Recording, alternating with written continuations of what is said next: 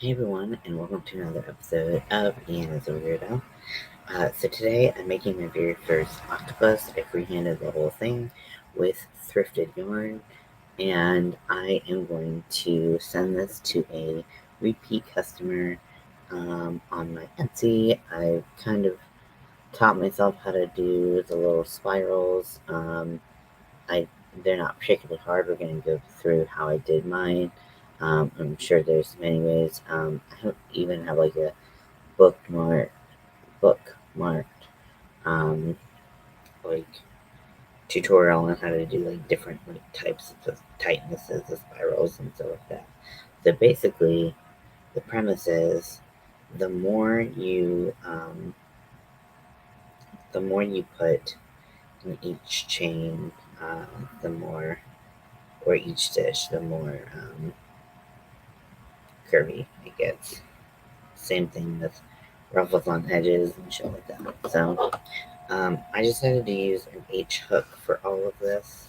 I use an H hook because I think I mentioned this before, but because like I think this yarn actually warrants like a 4 millimeter to do amigurumi. Like it might peek through a little bit more of the stuffing. However, it was a lot easier to seam the stitches when we used the 5, so that's what it was. So to make a tentacle or whatever, to make it frilly, you're going to take your hook and you're gonna just chain like a random amount, just like kind of eyeball it, like think about is this the size you want. It's probably gonna be close to half of the length that you started with. So just to keep that in mind. I don't know what yarn this is. I don't know what yarn this is. I don't know. I think it's right here. They're all like fluffy, fuzzy yarns, but they I don't know. They're not. They get like matted or I don't know. They just look weird. I don't know. I don't know how to explain things. So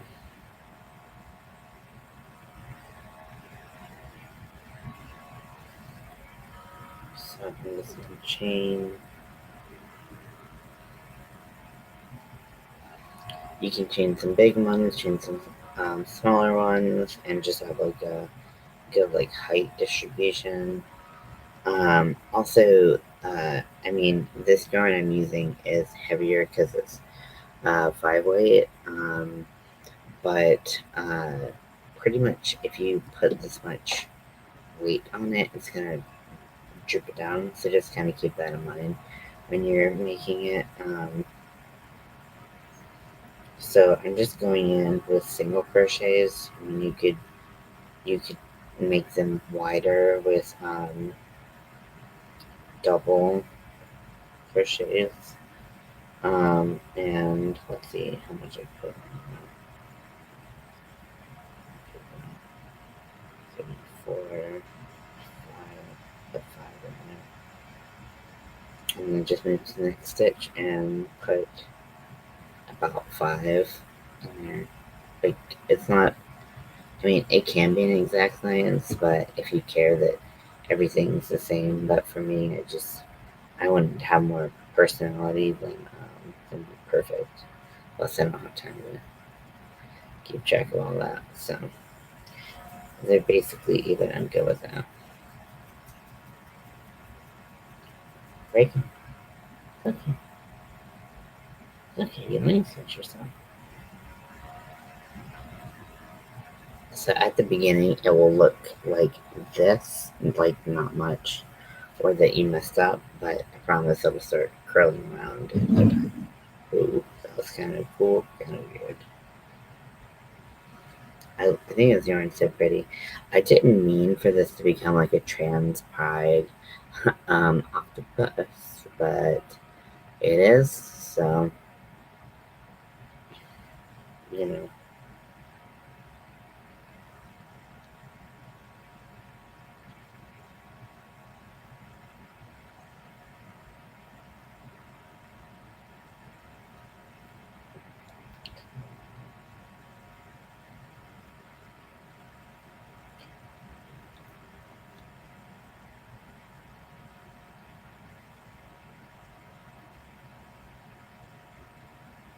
into the next stitch. I mean, like I said, it's really not that exciting, but you can see it's already starting to turn in on itself. Um,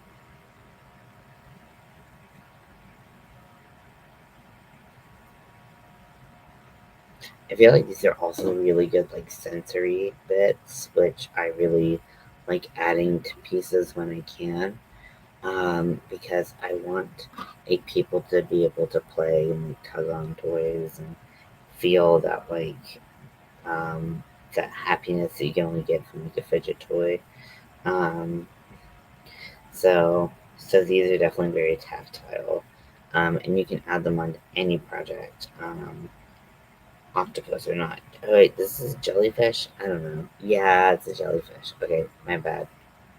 I'm an idiot. I'm just gonna change the title right now. Wait, octopus. Did I say squid? Is it an octopus? What did I just say? I think I said octopus. Oh, but it's a jellyfish.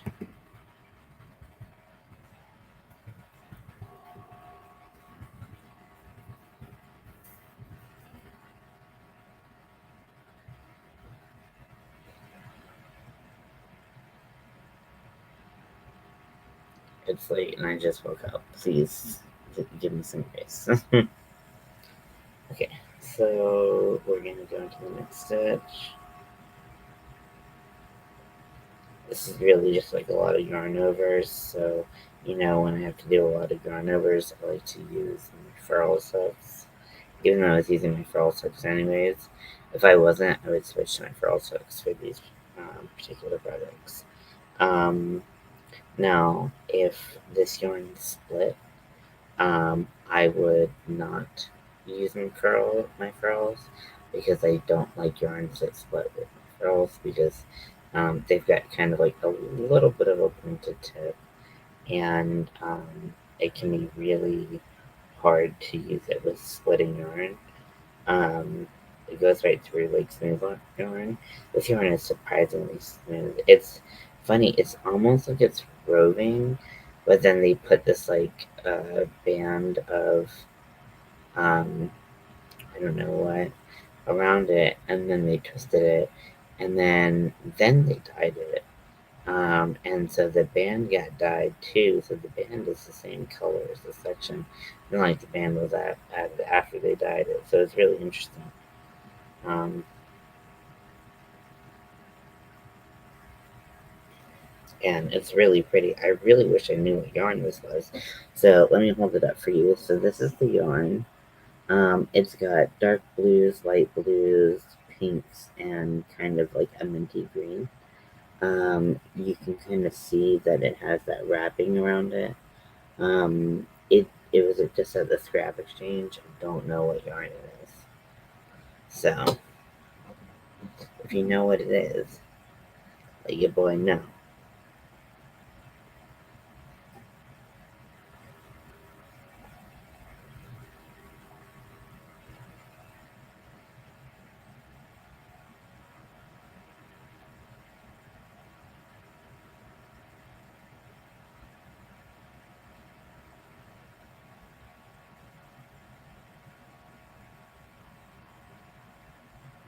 Okay.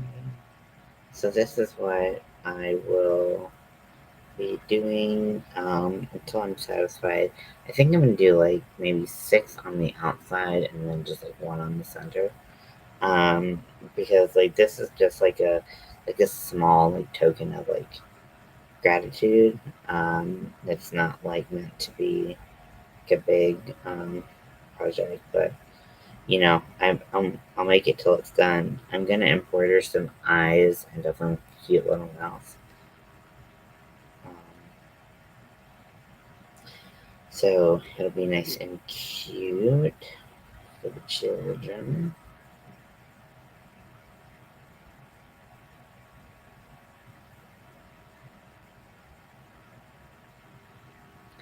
I have like 4 orders up right now. So I need to get to making them. Oh wait, so there's three. I think I have 2 on the 18th, one on the 22nd, and one. maybe later than that. Yeah, I think that sounds right, but I don't know. But yeah, I'm trying to figure out also when to put my shop on like vacation mode, like where and I gotta read about vacation mode because it sounds obvious, but like what if it's something different that I don't know? Um,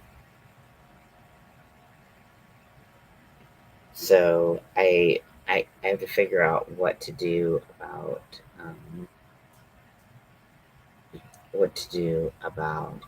when I'm gone from a surgery.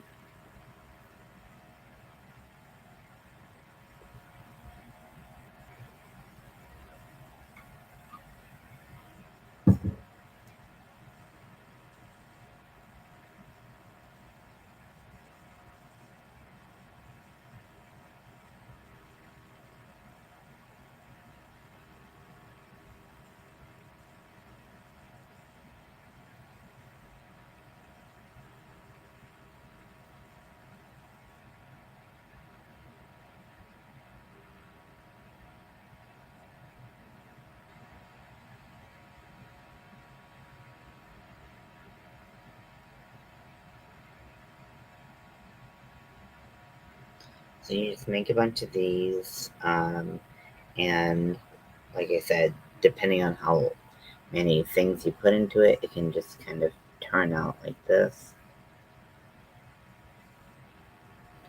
Jelly, Jelly, don't mess with your brother like that. Are you okay, baby? Are you okay? Um,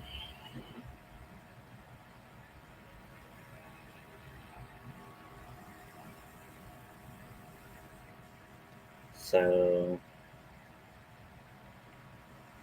yeah, I'm gonna figure out how long I'm gonna be out and away from crochet and away from YouTube. Um, I know that reminds me. I know like a lot of people are having trouble with bullies right now, and or have been having trouble with bullies for a while, and this has kind of come to a head. And I just want to say to all my friends, like, I'm really sorry that you're dealing with this. I wish I could be there to protect you all the time and keep you from having to deal with assholes like that. But I'm sorry that shapes your experience. Um, I'm trying to think of like anything I could do to help, and like the only thing I could think to tell you is like do what I do, which is just be mean to them because like you like that's to me that's easier. So sorry that that's not particularly helpful, but like I've been on um I haven't been on Leia's channel while there's a troll, but I've been on Zach's, and it was just like, man, this is so dumb. Like not like what like everyone's feeling, but like what this troll was saying. It's like the dumbest shit I've ever seen, and I was just like, why is this person going out of their way? On the last stitch, I put a slip stitch. I don't know why. I just did. Um, I tried to put slip stitch. There you go. Jelly, are you gonna be good? Thanks, Jelly. He knows. Okay, so then I cut the yarn.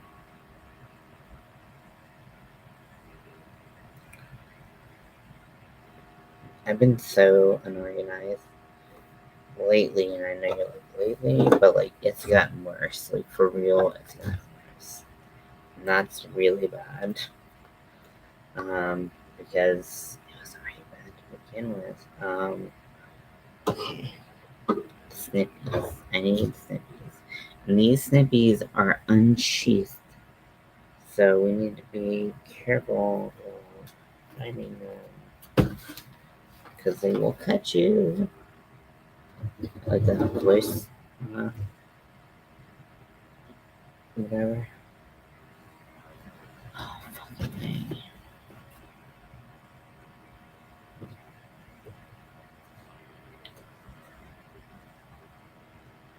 On the floor.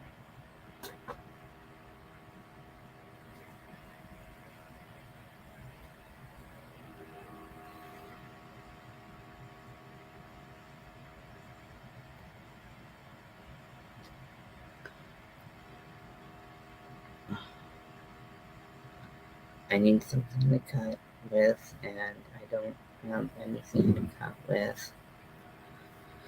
Okay.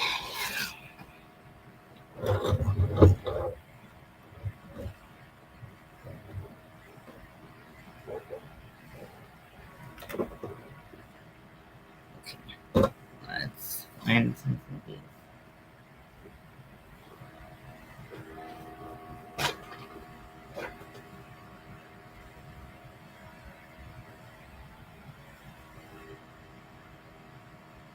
Okay, I'm gonna go in the other room, I guess, and find some snippers.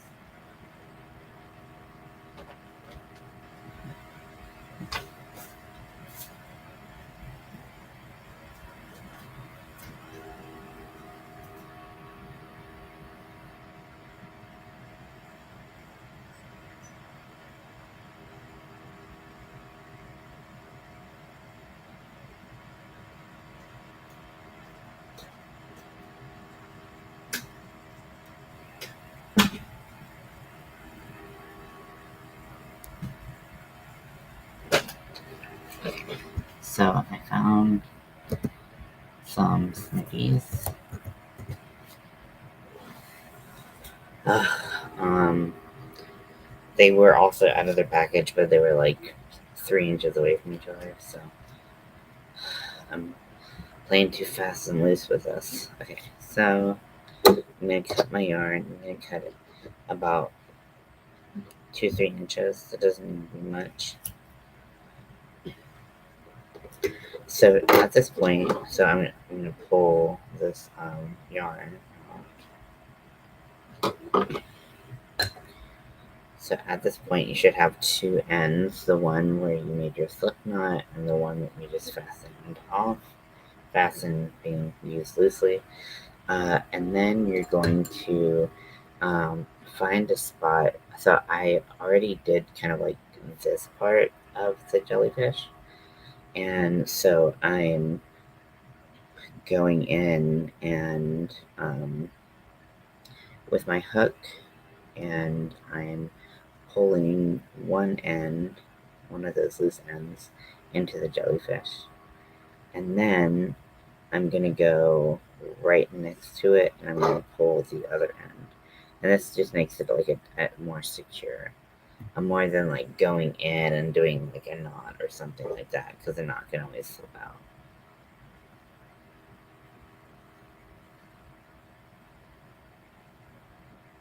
Okay, make sure you don't have your working yarn from your total project in here.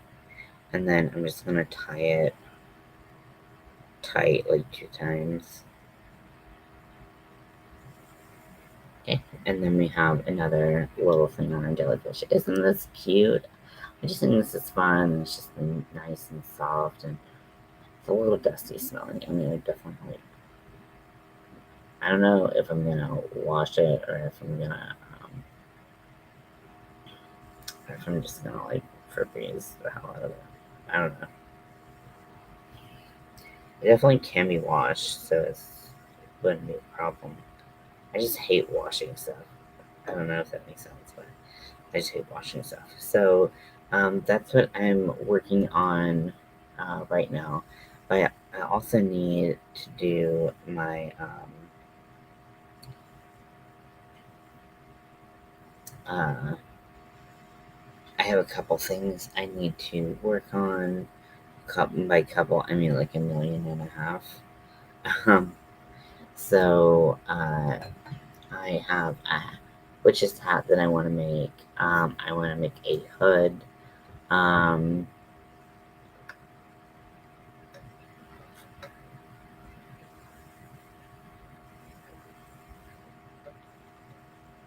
Okay, this is for you, Lydia.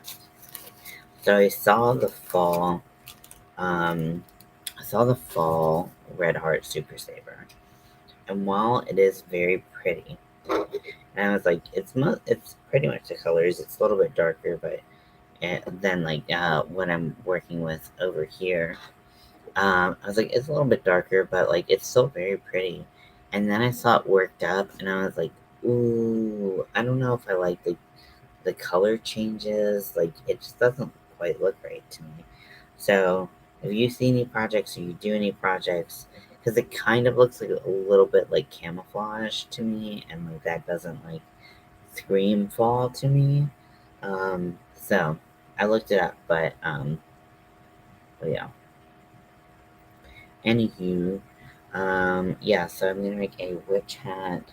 I just gotta like make a bunch of stuff. Let's see, what would be the best thing to um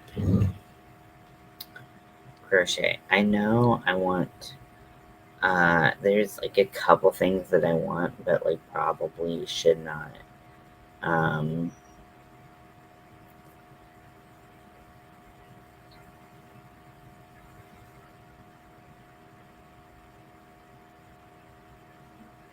okay, so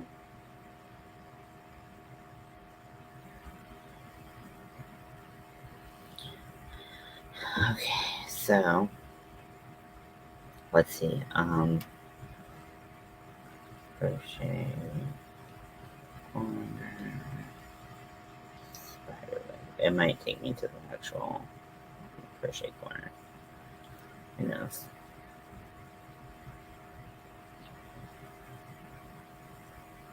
Okay, so there's a lot of decorations on the buntings.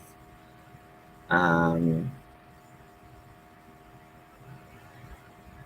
okay, I feel like I need this, but I need this in super size. So let's see. What are tall stitches?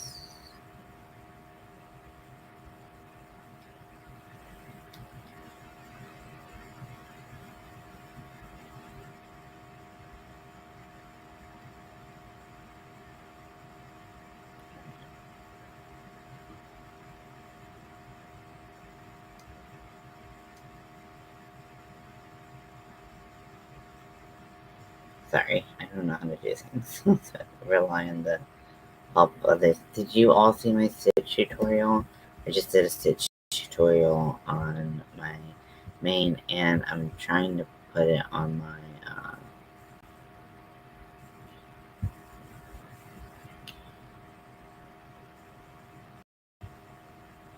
I apparently it's on my other page as well. So it's called the Lover's Knot. Really beautiful mesh pattern, and I really like it. So let's see. So looks like they're working in the round. Um, okay, so I think I get it. Um, but I just need to make it big enough.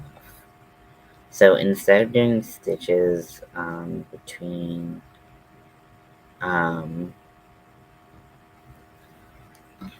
okay, so I'm gonna need some yarn. I was thinking initially a black spider web. I think that'd be pretty cool. So, or I could do, I have a silver sparkle. I have white, off white. I mean, because I can always like crochet a little spider to go on there, and that would probably be black. Um, mm Oh, my dog is so cute.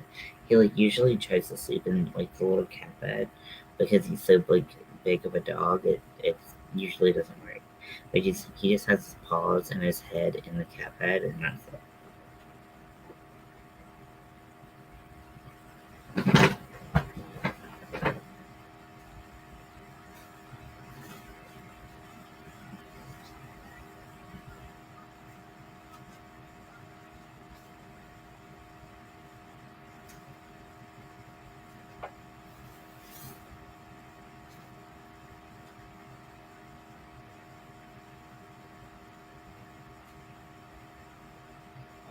gosh.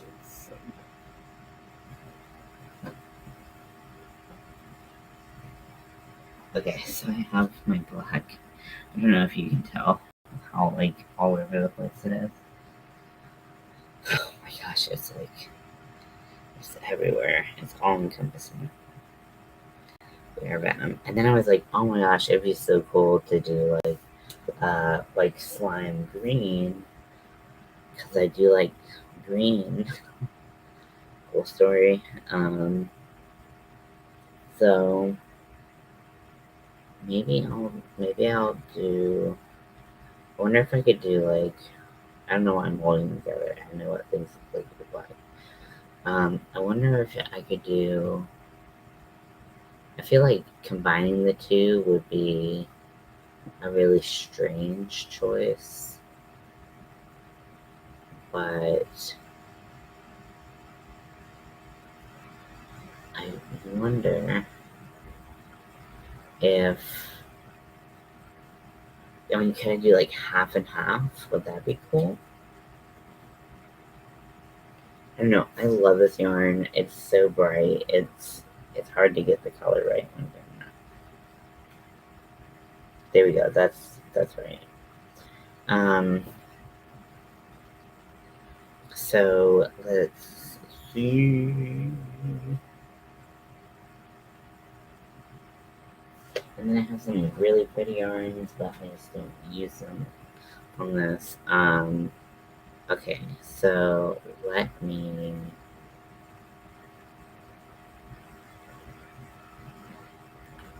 Maybe I'll do like every other like row. I'll do. So now I gotta find the end of this yarn, which is gonna be a holy nightmare. Um, so, and then I'm also gonna use a big hook because I want to get this done.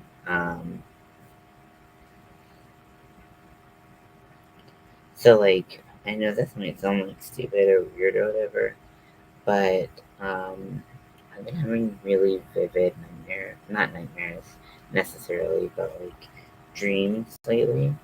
And this is not usual for me. I usually do not even remember my dreams. And now I'm having like really vivid dreams every night. And I don't like it. Please stop. Okay, so we're gonna do.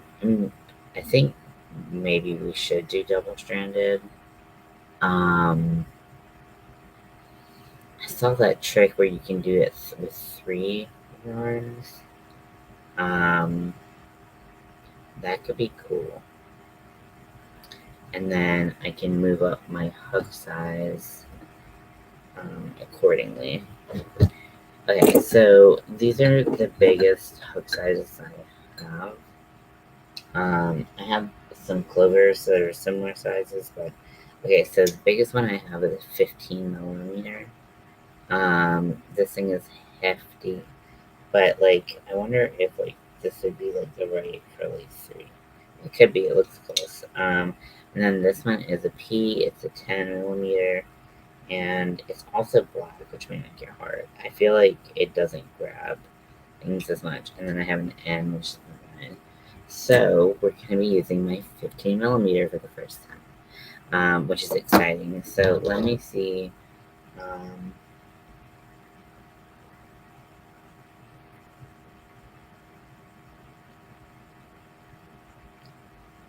okay, so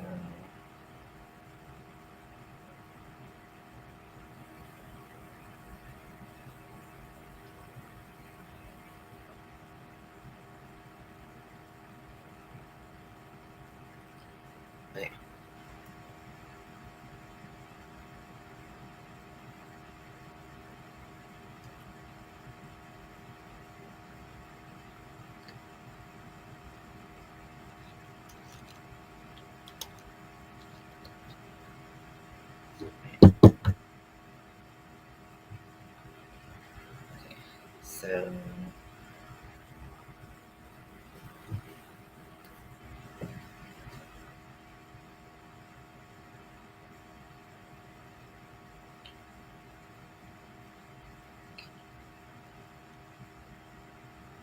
it looks like they are using a J hook, which I just don't really agree with, but whatever.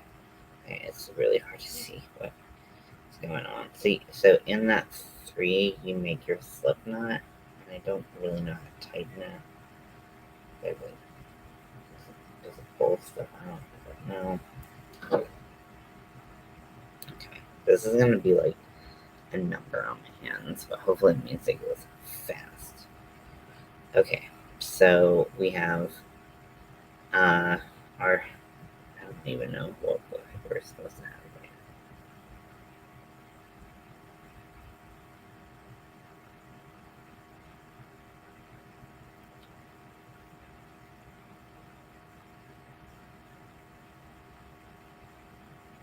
now. I'm confused. Oh, there's like, okay, so there's supposed to be like drip drops.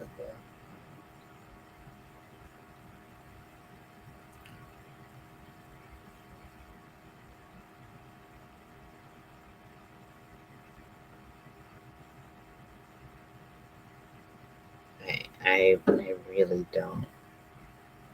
I really don't know. Apparently, this is a Navajo technique.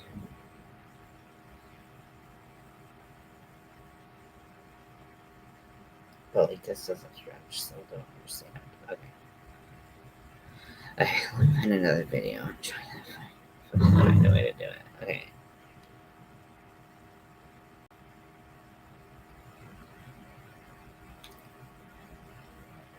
I've seen this on like TikTok a lot, so I'm hoping that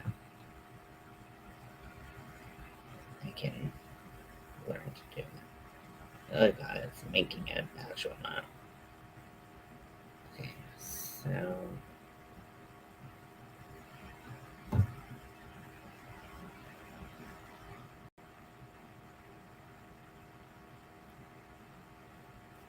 and I want to do this with. I mean, it'd be cool to do this with a magic knot, but I could just make a simple. Okay, so we have our end thread, and then we boop and we boop. Okay.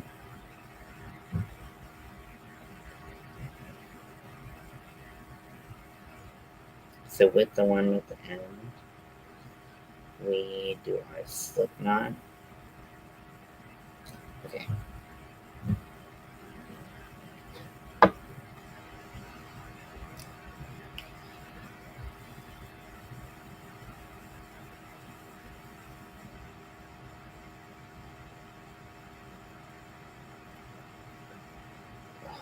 So cat needs to be let in right this second as I'm trying to make a freaking slip knot.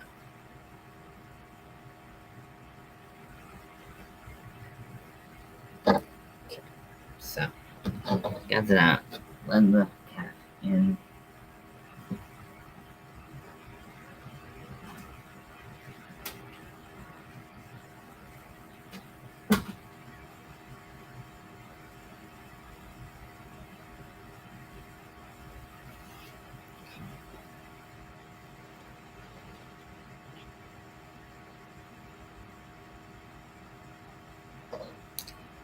Okay. So they're like, you have a loop and then you have one. And I'm like, oh, I have, let's see.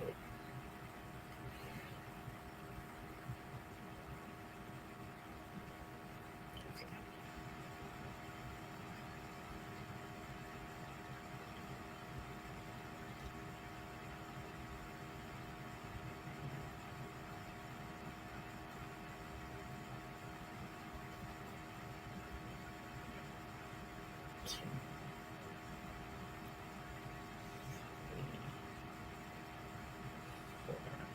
Oh, I lost all of them. Maybe.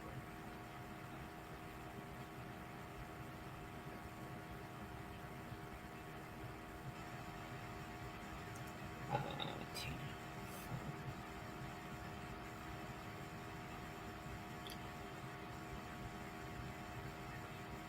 This is really hard. I don't understand.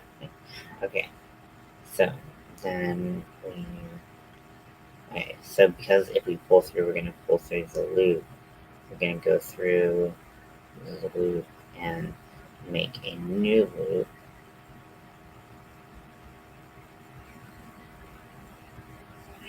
Guys.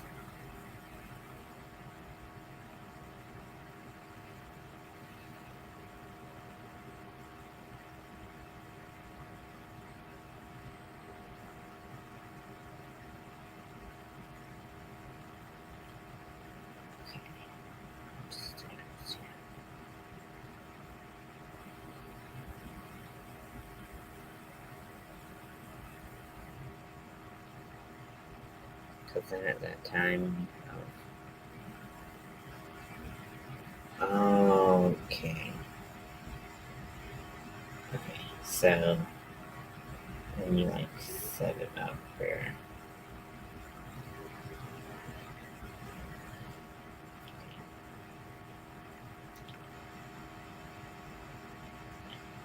so from here pull one.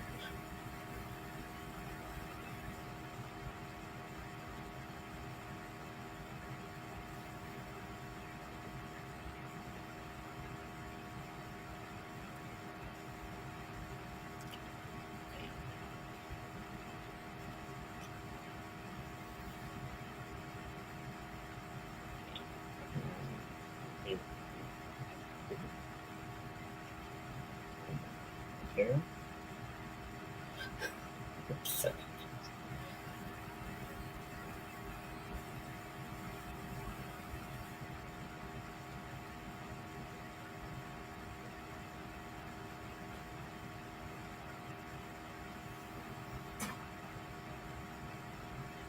Now I'm like crocheting with four. I really don't understand. I'm trying to understand this technique so bad, and it's going so bad. I have this yarn that's taking out, but I'm only supposed to crochet with these three. Okay, so let's do one more chain. Do chain 5. Yeah, I don't know how they're doing this with J hook. It's actually really hard to do with um, uh, Q. So I'm gonna go back in through my first chain. Like this is like making me question like how I do like crochet at all. Okay, so now we're going to place. I like odd numbers for this because you get like a peak right in the middle. But let's do 6. Okay, so you're gonna make you made your circle. I know you can't see it because it's black and these are up.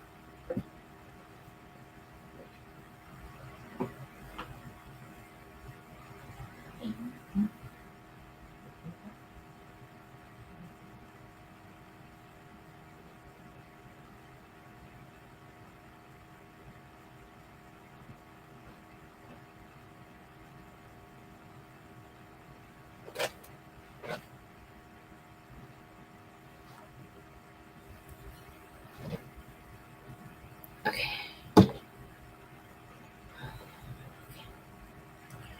So the only problem is it's like kind of crocheting with like scraps where like pieces are like this big at a time. But still learning how to do it. Um, so then I'm gonna go in to the circle. I'm going to grab the 3.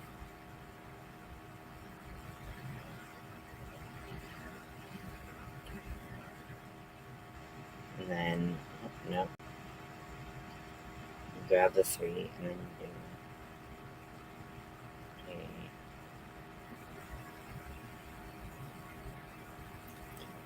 what, where did these come from? Oh, shit. Okay. Uh, this is hard. My brain hurts.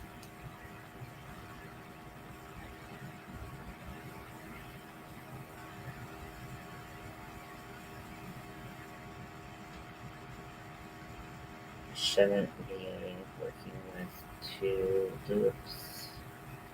Right? Okay, now I'm really fucking confused. Okay, so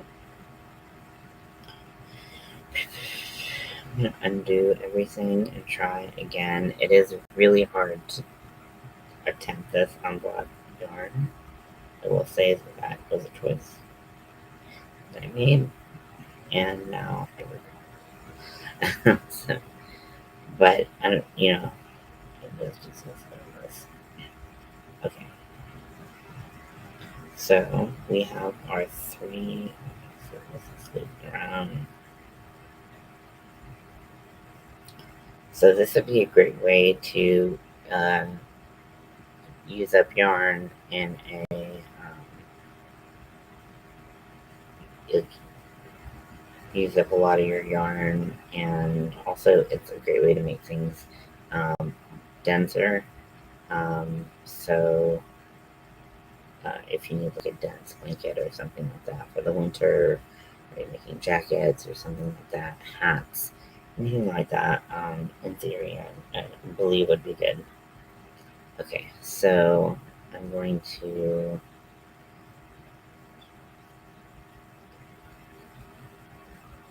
chain 3, okay, and then chain 4. Okay, so and then I'm going to take my hook. I'm going to place the single yarn underneath the loop of yarn. So I'm trying that 3-strand technique. It's really throwing me for a loop. Um, so you pull it through quite a bit, and then you fold it over, and then that's your 3 now. So I don't really know what you do with these like loops. Do you just like crochet it like over them, or like, what do you do? So I'm going to crochet into my first chain,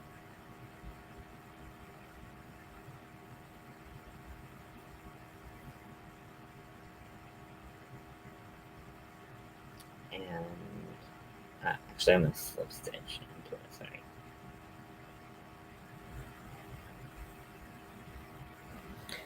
Um, so then now that I have a loop, I'm going to take that and I'm going to um, chain, or not chain, um, single crochet 6 into the loop.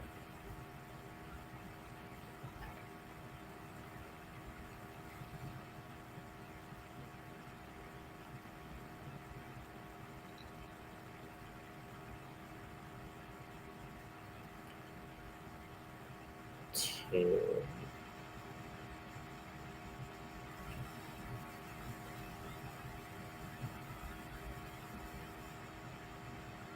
I lost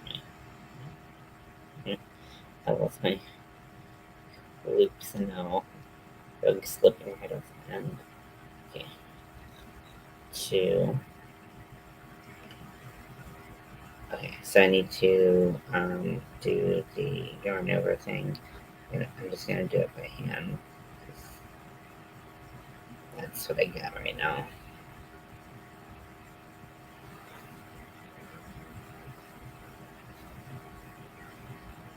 Okay, so there we go.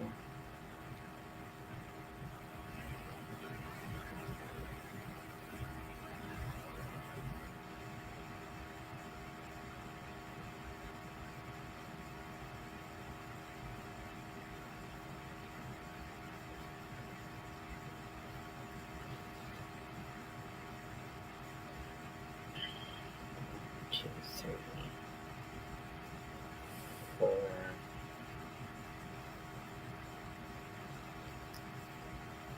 5.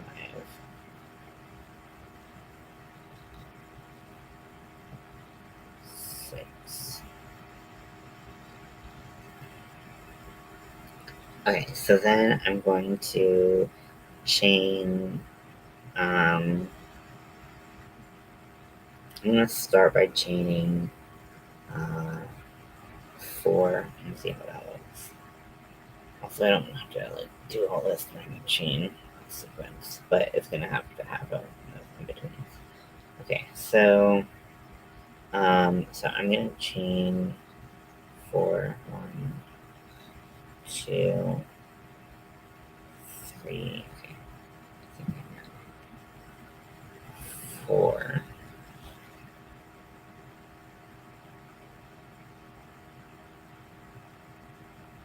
Yeah, I think that'll be good. And then I'm going to turn my work, and I'm going to chain 3. 1, 2, 3. And then I'm going to chain 4 and go into the next stitch. So 1, 2, 3. And, yep. You can make them like really long actually. So I'm going to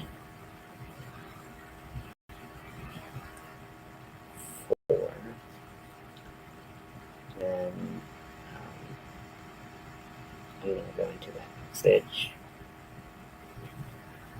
and do a single crochet. And then I'm going to chain 4. 1, 2, 3, 4. And then 3 to get over. Wait, is this what I want? No, this isn't what I want. Wait.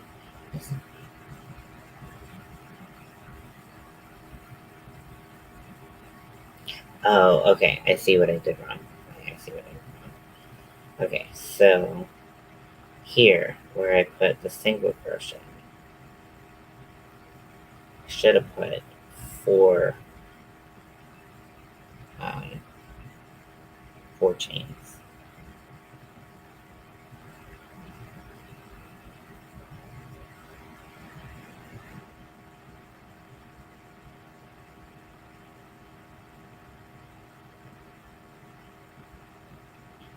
So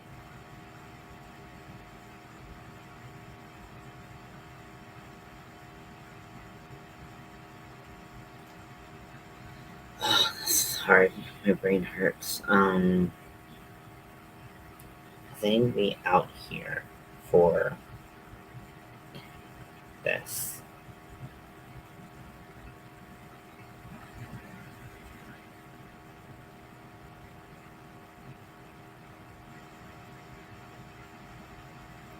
How did I do? Let me look at my web collar, because I don't really know how to use.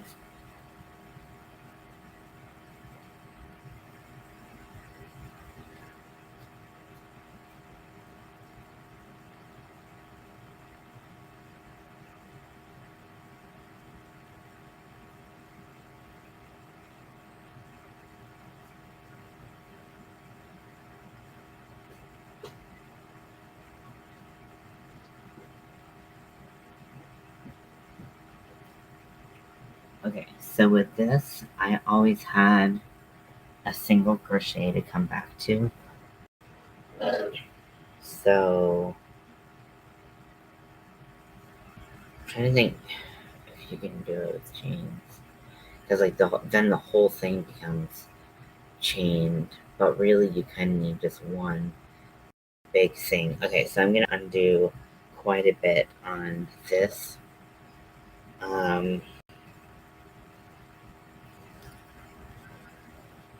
Just kind of this.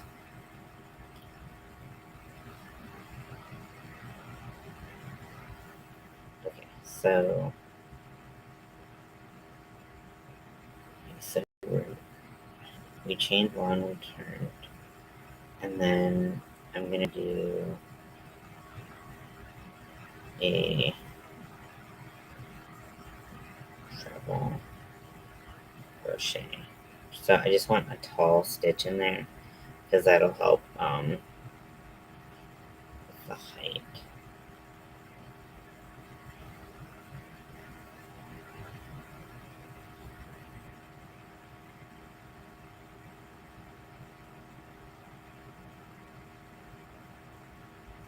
Okay, Jesus Christ. This is so annoying.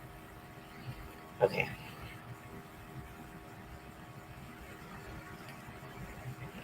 So chain one, turn.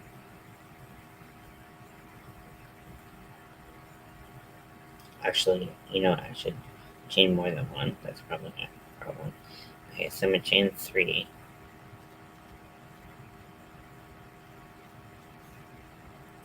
And then I'm going to, okay. And then I'm gonna chain three again, and that's gonna be the little swoopy part. And then in the next stitch, I'm going to do a treble crochet. So that's where you yarn over twice before you go into the loop, and then when you pull back up and you're making the stitch, you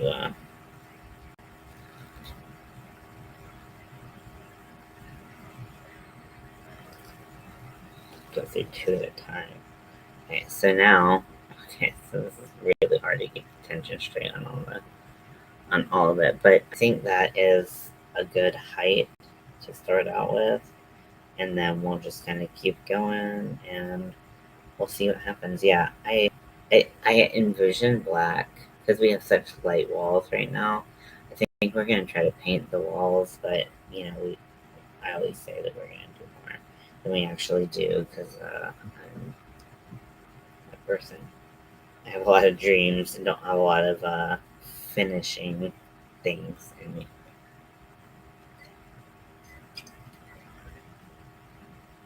This is a really cool method. Once you get it down, it's actually very easy. Maybe it's very easy for anyone, anyways, but for me, I just was like, I don't know.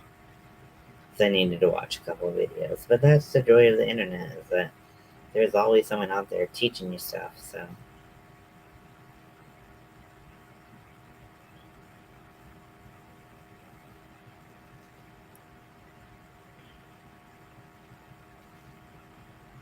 and then once you build up that height, man, this would look cool with green in it too. But once you build up that height, then it kind of holds it better. Because if I had just done chains, which was my original plan, things like the thing about a stitch that is different than a chain, and this might sound very stupid, and you're like, wow, Ian, I did not need to know this. Or I did not need to think about this. I just know it.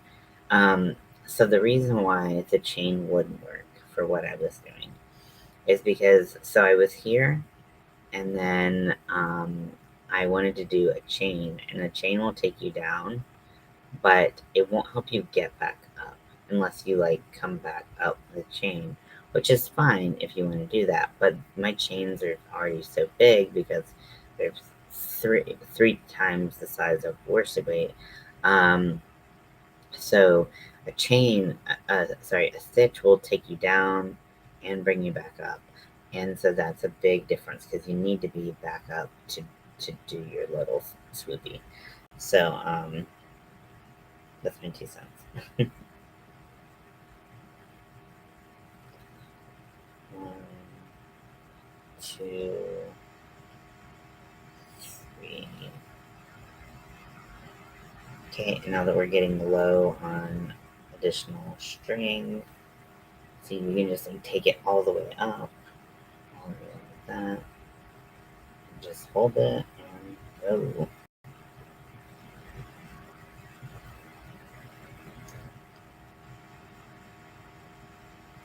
I think this is a little bit more of an advanced level thing. Not because I don't think beginners can learn this, because I don't. I mean, that's not true, but like, but it is really hard to kind of navigate all of this yarn on your hook and know what to pull through and all that stuff. So I just think it might be a little bit advanced, but like a little bit intermediate. But if you want to try it, like please don't let me stop you. Like, you do you. Two, three.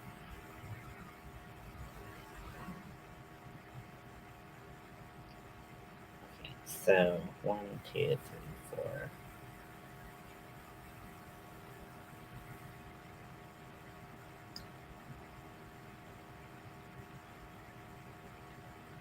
Yes, please, come on.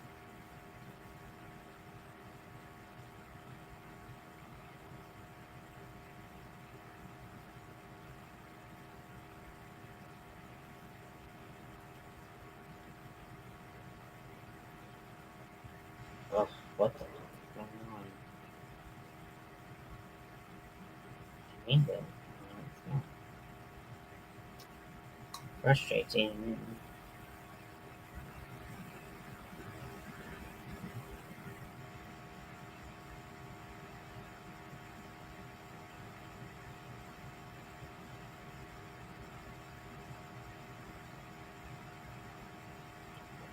So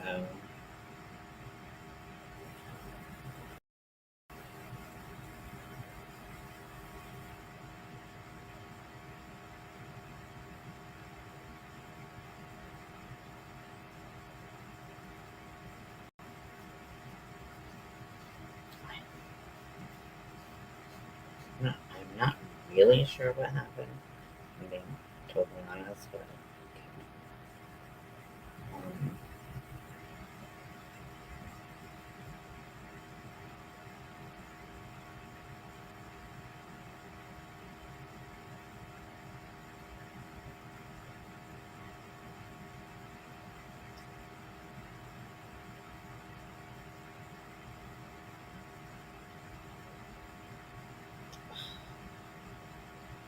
I really don't know what's happening.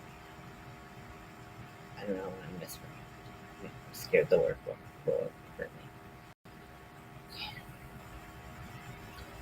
This is annoying. Remember how I said it was easy?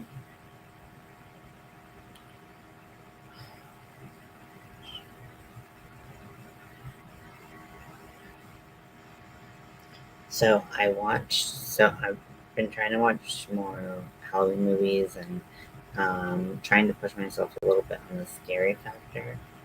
Um, and just watch Cabin in the Woods. That was not scary. Melva did kind of spoil it for me, so I mean that either helps or hurts, when you're scared. To have kind of like the end or the premise um, spoiled for you. She was like, "Did you do the premise now?" Like we were like a quarter of the way through the movie, and I was like, "No." Actually, it was like even like less than that, and I just was like, "No, I don't know anything." Oh, shit, I really don't know. I don't know how this like tangle happened.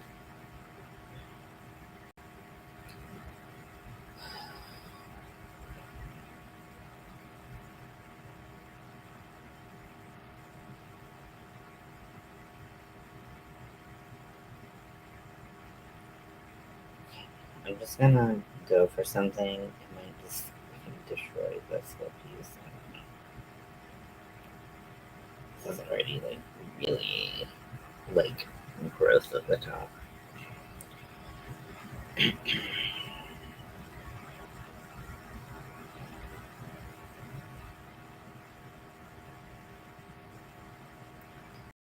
so I need to find some way to pull this.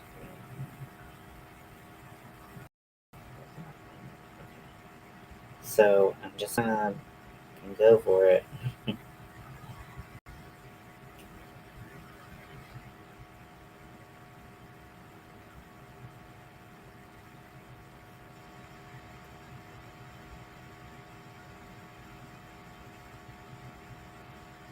think that loop might be from the beginning, but I don't know. I just don't know.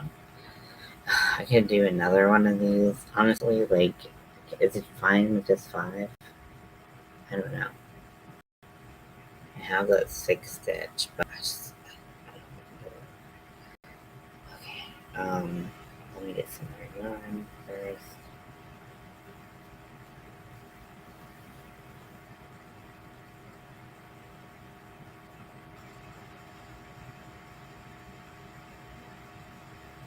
One, two, three.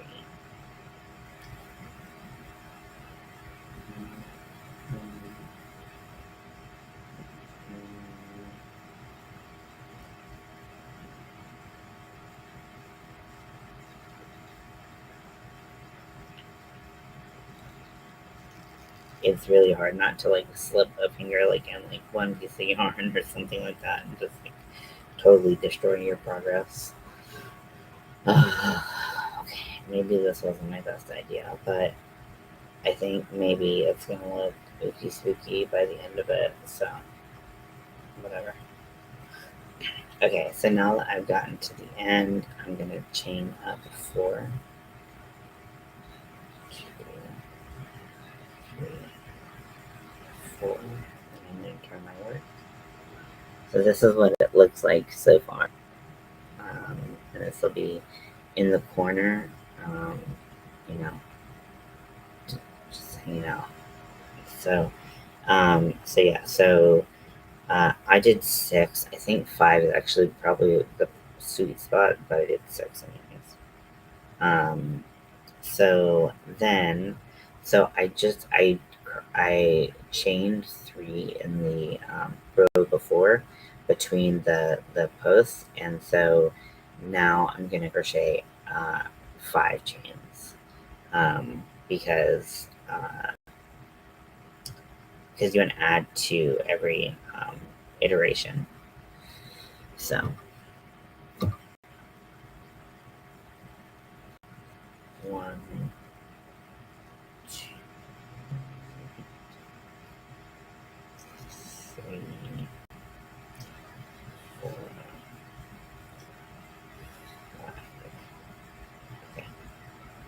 So we're still going with that same piece, and then we're gonna in the treble crochet before, we're gonna do another treble.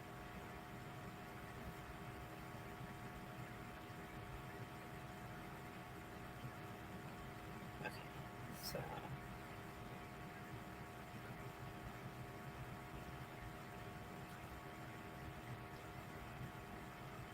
so we need to pull up some more yarn. It's more annoying to just have to keep on doing this. Like I have some of the 5-weight bulky that I use for my collar, and then I have some blanket yarn, but it's like light blue, like, and I have some. Well, I do have some gray, but I hate working with blanket yarn. I think I might either sell it or put it on the put it in the auction, which would be pretty sweet because like I like several balls, so like I think I like 6 balls of that, and a couple of blue. What did I do?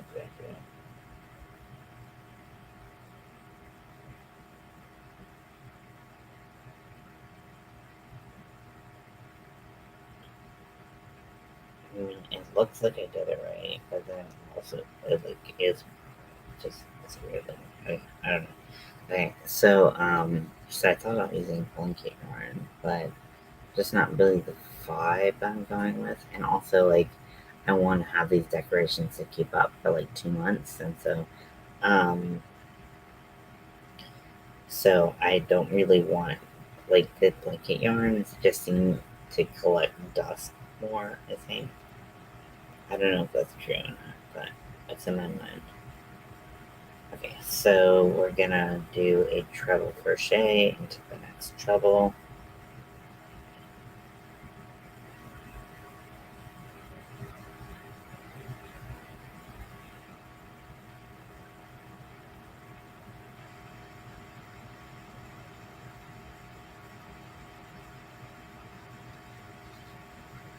Okay, and 1, 2. Remember, we were adding 2 from the row before.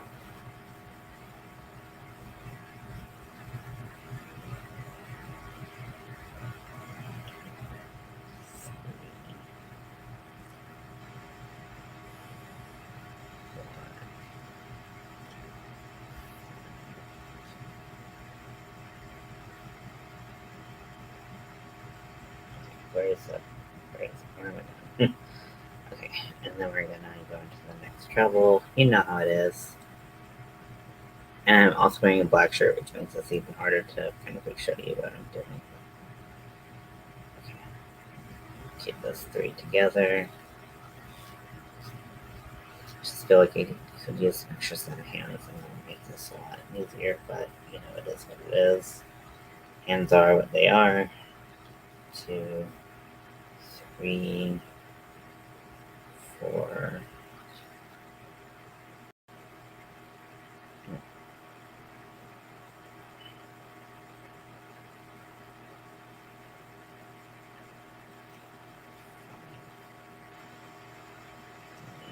Pull through. Oh yeah, but I watched Cabin in the Woods. I didn't love it, if I'm being honest. It wasn't so much scary as it was just like like I know they do like a lot of tropes like on purpose, but like I don't really love that. It just kind of like is a very weird. I don't know. So something about that movie was very weird, and I was just like, I don't know. Okay, so I love the cover art for it. It's very cool. Um, let's see.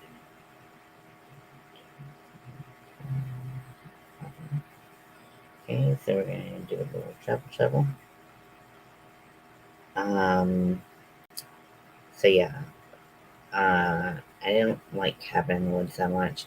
Also, another movie that I guess I'm more indifferent to it than like not liking it.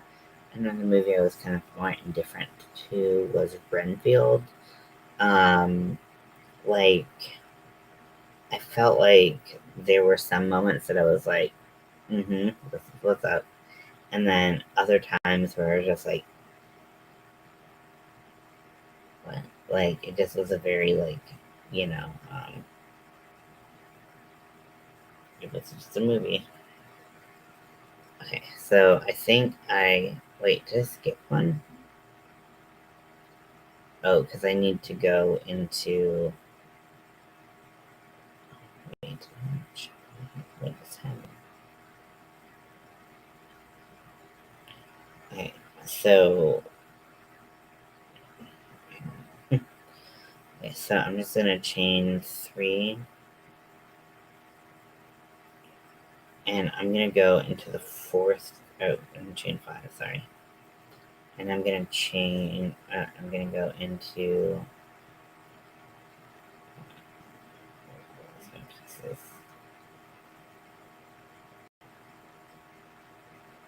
If you had a variegated yarn, I think this would be a lot easier because then you could see your pieces a little easier. Okay. So yeah, and then we're gonna go into the top of the chain 4 that we did at the beginning. 1, 2, 4, 5. Do a treble into the chain.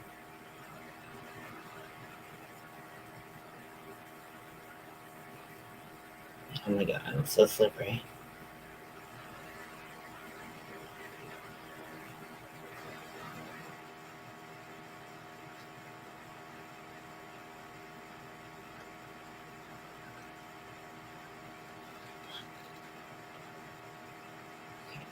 Um, Also, if you're wondering why I'm up so late, I've been having a really hard time sleeping lately. So I did sleep earlier. I slept till 11, woke up 8, and then managed to get back to sleep, which was really nice. And then I woke up at 3, um, which was a little less nice. So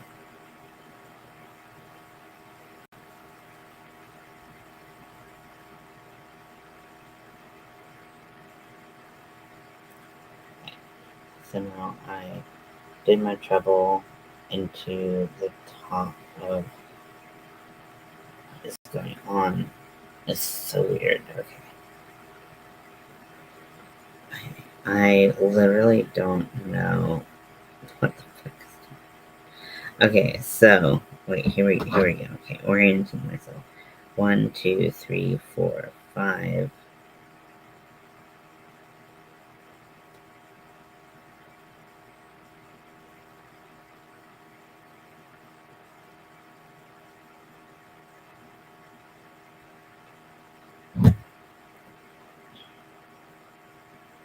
Okay, so I think I missed a stitch or something. Okay. You know what? I kind of felt like 5 was the right number, so I'm just gonna let this be and like let the project eat 1.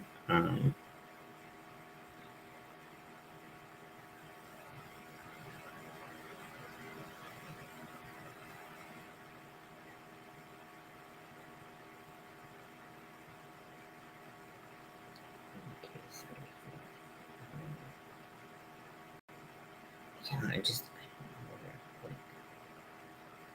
this is this is so weird.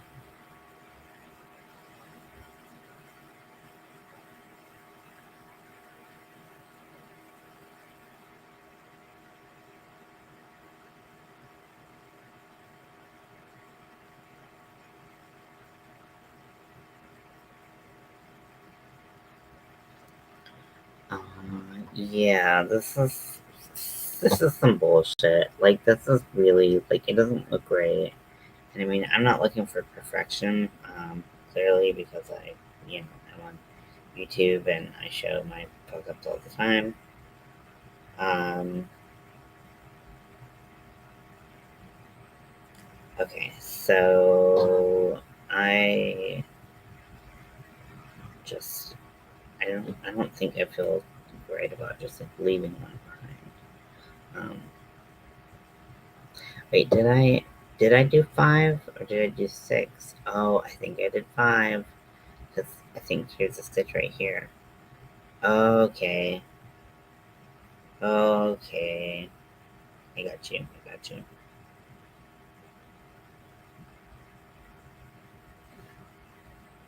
Wait, one, two, three, four, five, six. Okay, so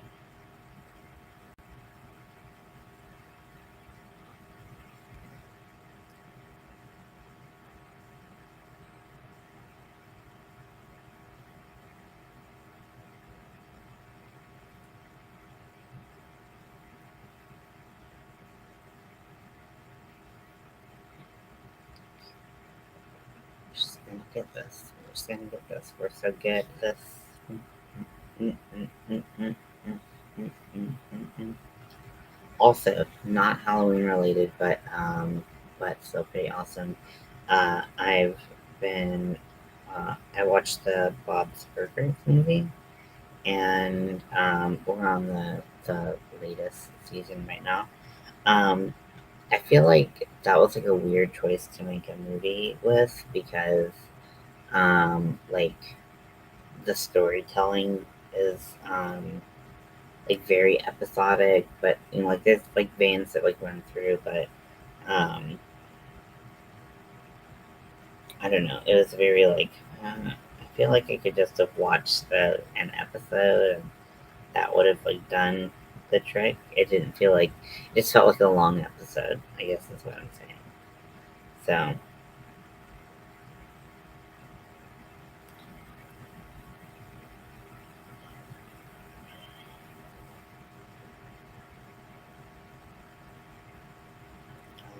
see if there's any other movies that I've been really um, into lately. Um, so we're gonna watch Hocus Pocus 2. We watched Halloween Town tonight or last night or whatever. So we watched Halloween Town because, like, one, it's an amazing movie. It's a classic. R.I.P. Debbie Reynolds. But then also, so there's a line in the movie that, like, I normally don't like soups for meals. I don't think they're meals. I think they're sides. I don't know why I have this in my brain. I literally no one put that in there. I just don't know what. I have ideas about food and I just don't know where they come from. So I'm chaining up one, by the way. I feel like but yeah, so but one of the soups that I will eat for a meal is like this like corn chowder that Mel makes, and um like so in Halloween Town, so I don't know if you've seen it. I don't think I'm spoiling anything. Um, Debbie Reynolds is a witch, and she is like the queen witch. And her grandkids sneak on a bus to Halloween Town to come see her, and like when Debbie Reynolds answers the door, she's like making a potion, right? Or she's got like, um, you know, so I think she's instant potion in the microwave, and then the smallest grandkid is like, "Are you making chowder, Grandma?" And it's just like the most weird time. So like we will watch it anytime, but like if we're eating chowder, we are gonna watch that movie. I know that's probably stupid, but whatever. Okay, so I chained 4. Now I'm gonna chain 7, 2, 3, 4, 5, 6, 7. And now I'm going to, because I turned and probably didn't tell you, I'm going to do a treble crochet into the next stitch. So go around twice.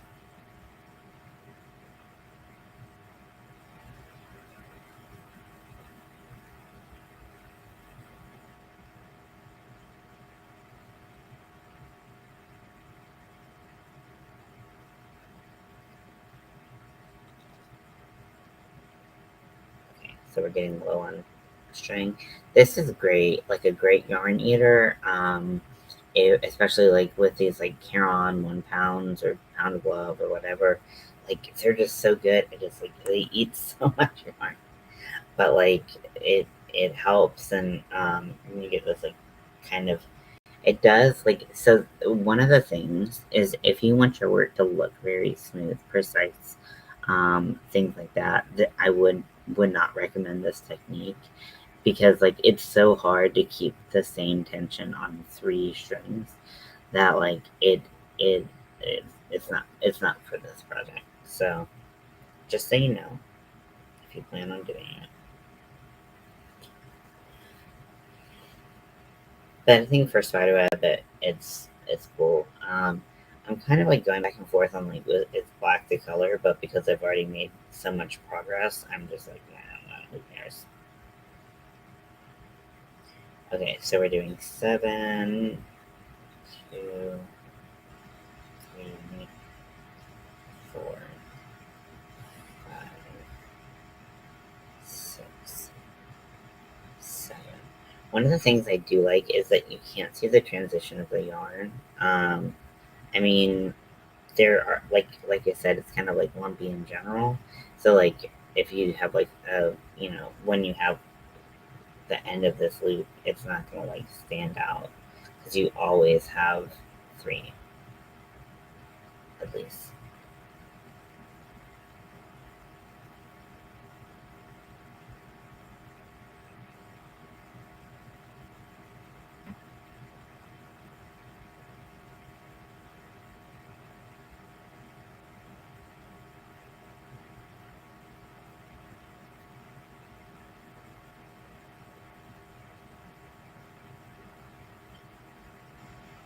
Okay, and then the shorter the loop, the less confusing it is. So that's what I think it is.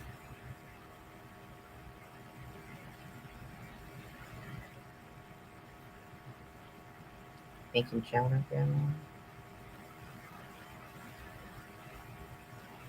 Like a wrist brace.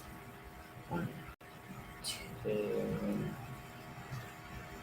3, 4, 5, 6, 7.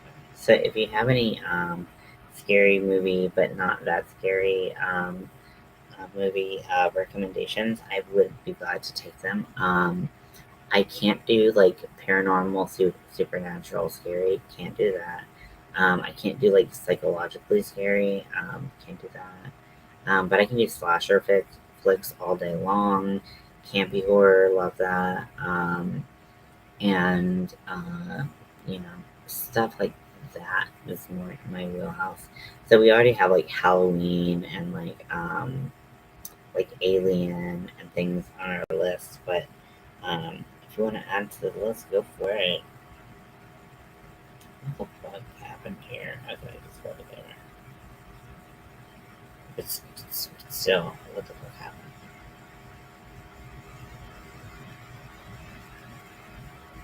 What, what, what is happening? Oh, okay. Did I do 7 in the last one? Hmm, I don't know. I'm not an expert, even though I did just, do this. If you want to see something I'm a little bit better at, I did cut out the parts that I messed up. But I did a stitch tutorial on the lover's knot, which is a great, beautiful, like X or diamond shaped mesh. And I did it both on this channel and I did it on my channel at Ian is a Weirdo and the number 2. So if you want to check that out, please be my guest. Uh, I want to start learning more stitches because I'm realizing like, hey, like I kind of only do like the same like 5 stitches. So I really wanted to start learning more and learning more with you all. So if you want to check them out, just do it. No one's stopping you. Um, but like I said, you can watch on either channel.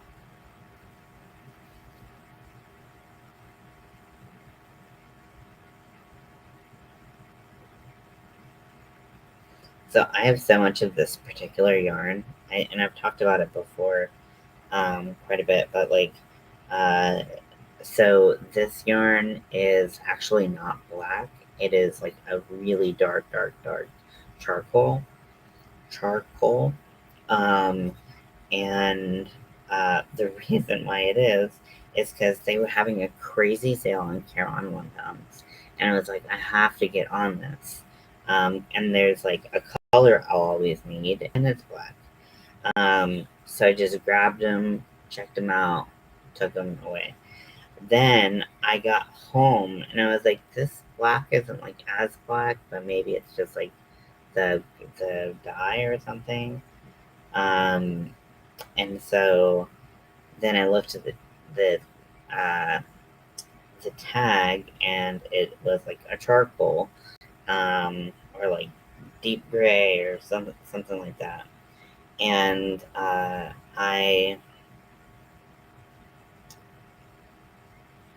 um, I was like, shit, like, I just bought all this yarn. Like, can give me a break and like let me um, you know, get all the right color, but I bought like 5 skeins of 1 pound yarns. Like 1 pound yarns are super big. So I bought 5 of them, and I was thinking about taking them back and exchanging them for actual black, but I was like, they're close enough. And honestly, if someone cares, like, I mean, I do have like blacks. I just like I these I bought 5 non-blacks, and I'm just like, oh my god, so stupid. Okay, so now it's time to pull through. Okay, so yeah, so doing the last one, two,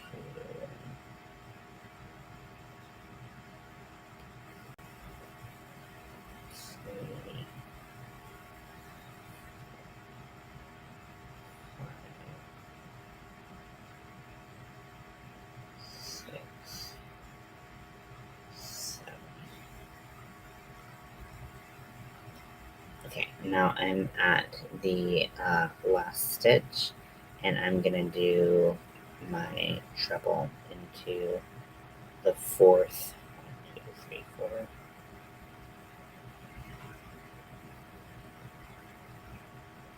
Okay, so I honestly don't know how someone does this with a J hook. This is very difficult to do. It's not. It's not very difficult. It's fairly difficult to do with a size 15. But you're also maneuvering like a huge hook around. So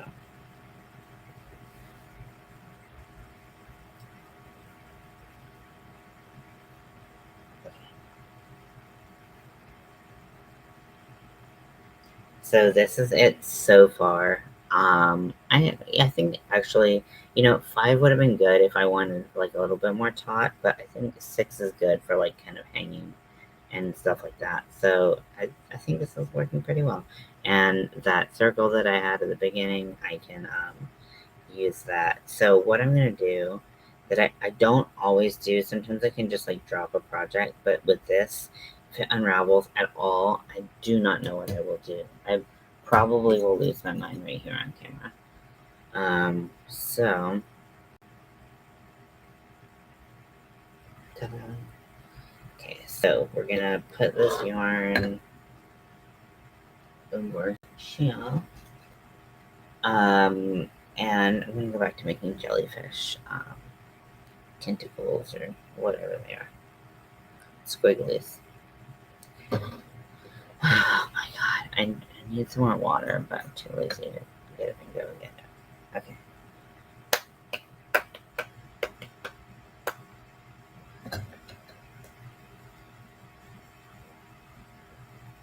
I just feel like this is gonna feel so much better than working with that yarn.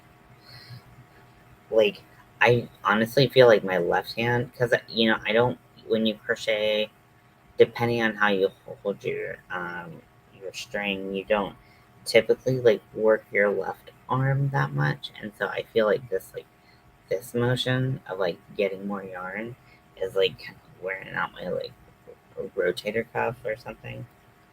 Um,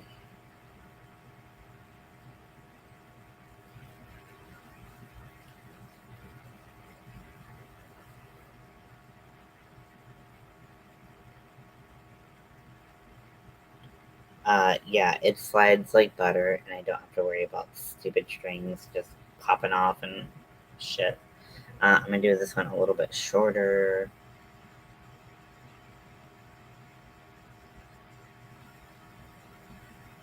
Uh, Again, well, I don't think I told you I'm using an H hook, but it really doesn't matter. Like, just play with hook sizes, play with different yarn sizes, and like, you can really make this um, out of any size and style of yarn. Um, I just might need more or less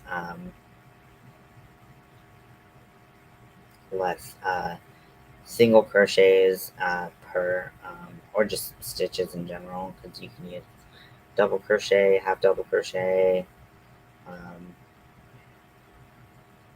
yeah, whatever.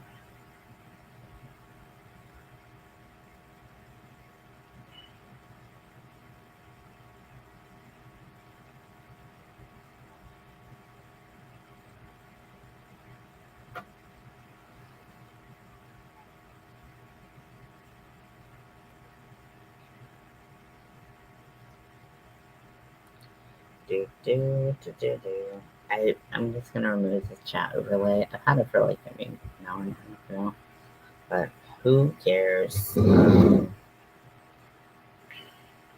So yeah, so I have so much work to do, and yesterday, on Saturday, I just didn't do anything. I don't think, um, but I don't know. I just need to. So I like have to catch up on the Packers. So like 4 Packers. Um,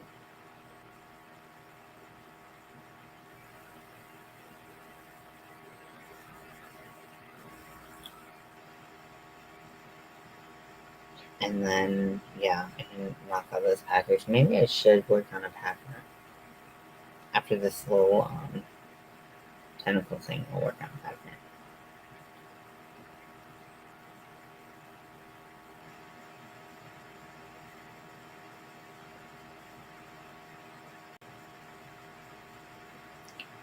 The one thing I'm sad about that I can't do is read and crochet.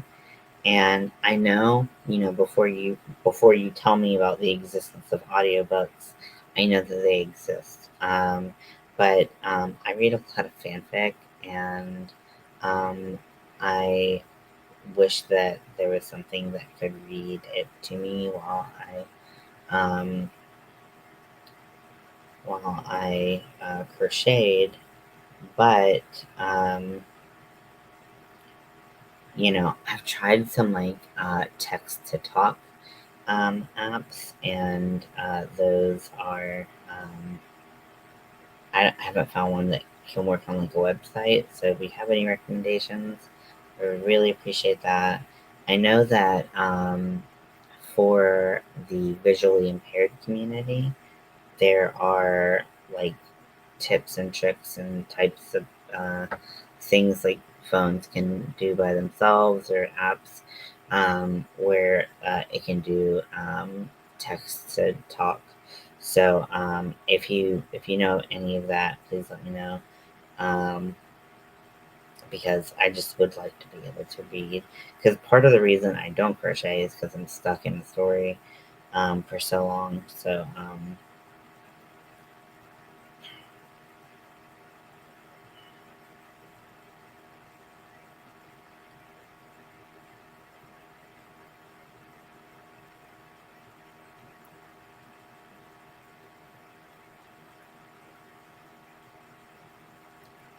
uh, yeah, what is it? No idea. Okay. Um,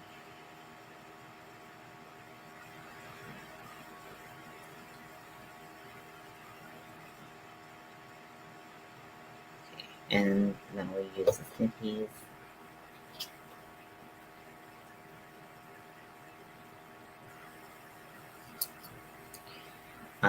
So I I have kind of gathered that there are a lot of people worried about my mental health.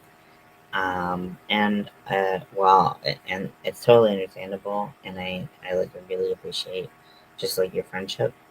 Um, I'm always gonna try to like do my best to take care of myself. I don't want to. Um, I don't want to. This isn't like attention-seeking behavior or anything. Or and when I think I need help, I try to go get it.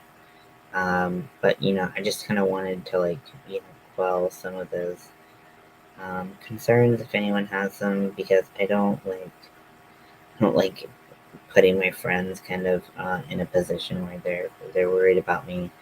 They should feel okay about me being safe. So I just try to just try to be honest with you, but also kind of work through stuff. I always have been working through stuff on my own. Like it's not like I come on here and share 100% of my life. That's just not me. Oh my gosh, look how cute that is. Oh, it definitely needs eyes. I have the safety eyes, but I just like I'm not feeling that vibe. Feeling like maybe like an embroidered eye and maybe like a little kawaii, like just like a cute little like star of like white to um make the eyes sparkle. But it's cute. I think I'm put two more on the outside. Yeah. So let us tomato.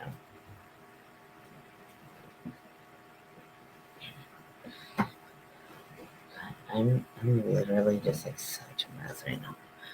Okay, so I'm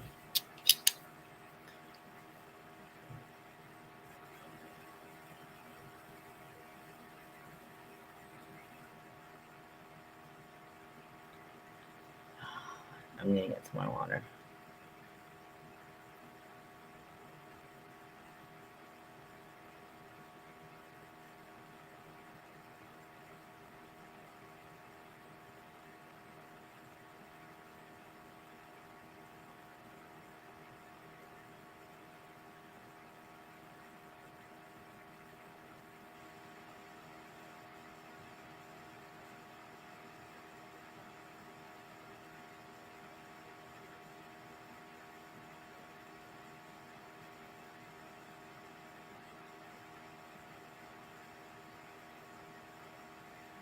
So weird. I am looking at my memories. Uh,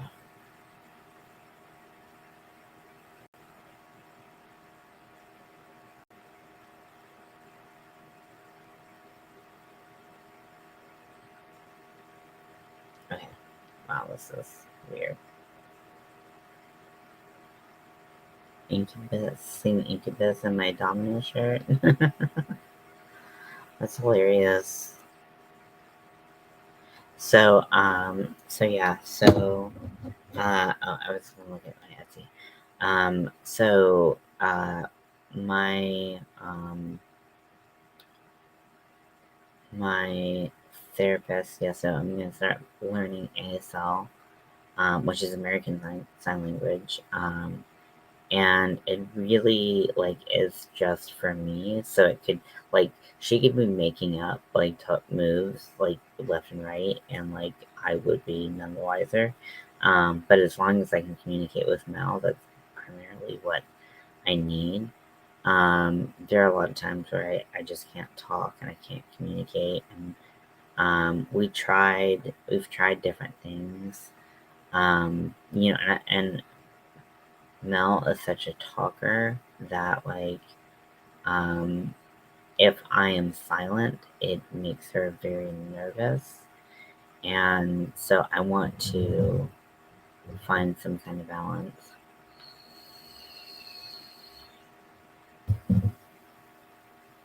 Um so we tried like this like thumbs up, thumbs down. I don't know if I mentioned this earlier.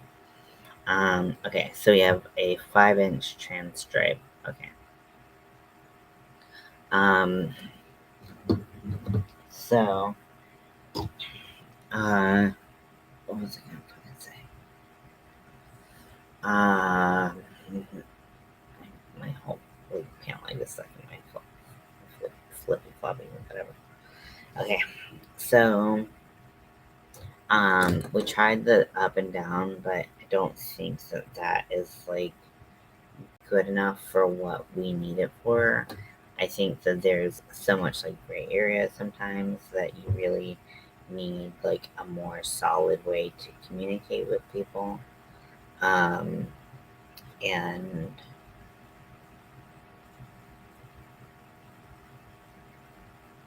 um, and I've been wanting to learn ASL for a while, but it just kind of it's really hard for me.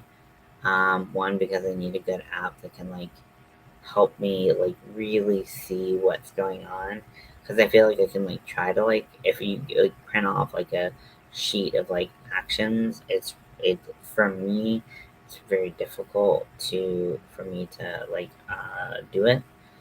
But if I have like a video of someone, it's a lot easier. And then there's like the recall of that stuff, and it's just like any other language where you have to practice it. So getting my wife to um, help me will be crucial. 2, 3, 4, 5, 6, 7.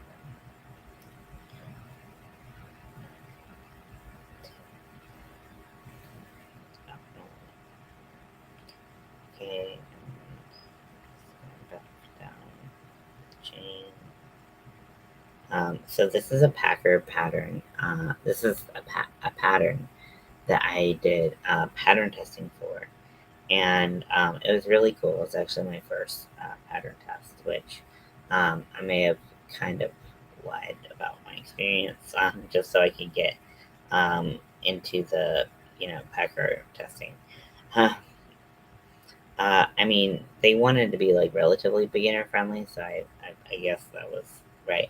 I just had never pattern tested, and so that was kind of where I kind of fudged the details. But like, because they wanted experienced pattern testers. But anywho, so I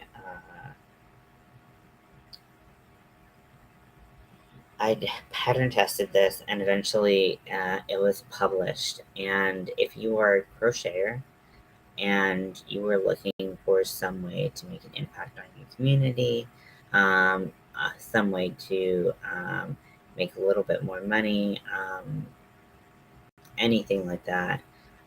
This is a really great pattern, and the pattern link is in my description box below. So if you want to try it, I highly suggest it. He strongly recommends using 100% cotton. Um, Okay, right here. Please stop licking yourself. It's so annoying. Right here. Thank you. Um, but yeah, so um, great instructions, pictures, everything's pretty easy. It's a pretty easy pattern. I would say a beginner could do it. It might just be like a little challenging in the beginning, like a tiniest little bit, but then I think you can get it. But but yeah, I uh, happily share the pattern with you to do whatever you want with. Um, and I make mine in 3 sizes. I make mine in 3, 5, and 7 inch sizes so that people like, because like not everyone wants like a big, huge like piece. Like some people want something bigger, smaller. Like I wear like a medium size, but I also customize mine based on my body, whereas like everyone else, unless they tell me otherwise, I don't um, I don't make any additional customizations for like body type because it's hard to like you know an example is like the size of your pubis, so like that's kind of like just like the cushion for the front, right? And so I'm like uh, I make my packers really thin. I don't overpack them like I do the packers that I send out because if I did that, it would look crazy. It would look like I have like a larger pubis, so it just looks crazy. And so, um,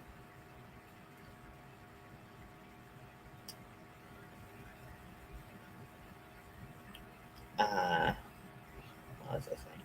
So, but like it's hard to ask someone like, "Hey, do you have a normal size pubis?" or like stuff like that. Um, I guess I could do um, a stuffing um, variation where it's like light stuffing. Um,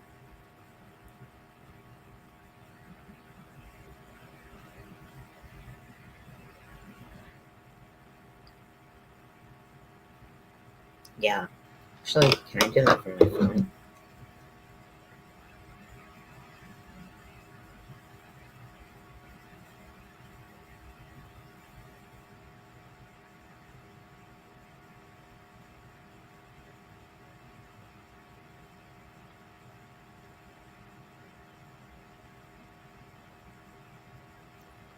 Let's see.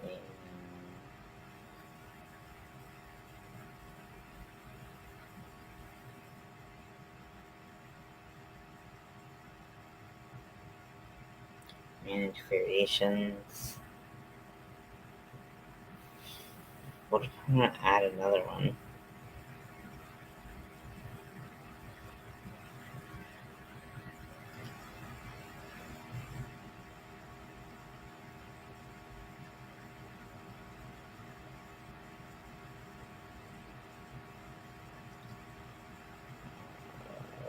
How do I... Category facial hair? Okay.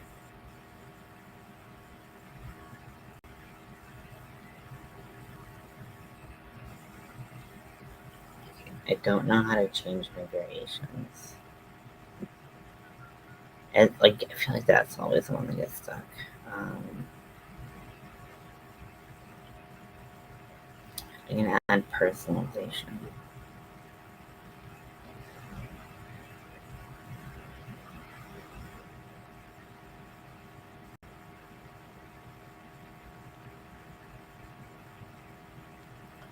Packers can be filled with light.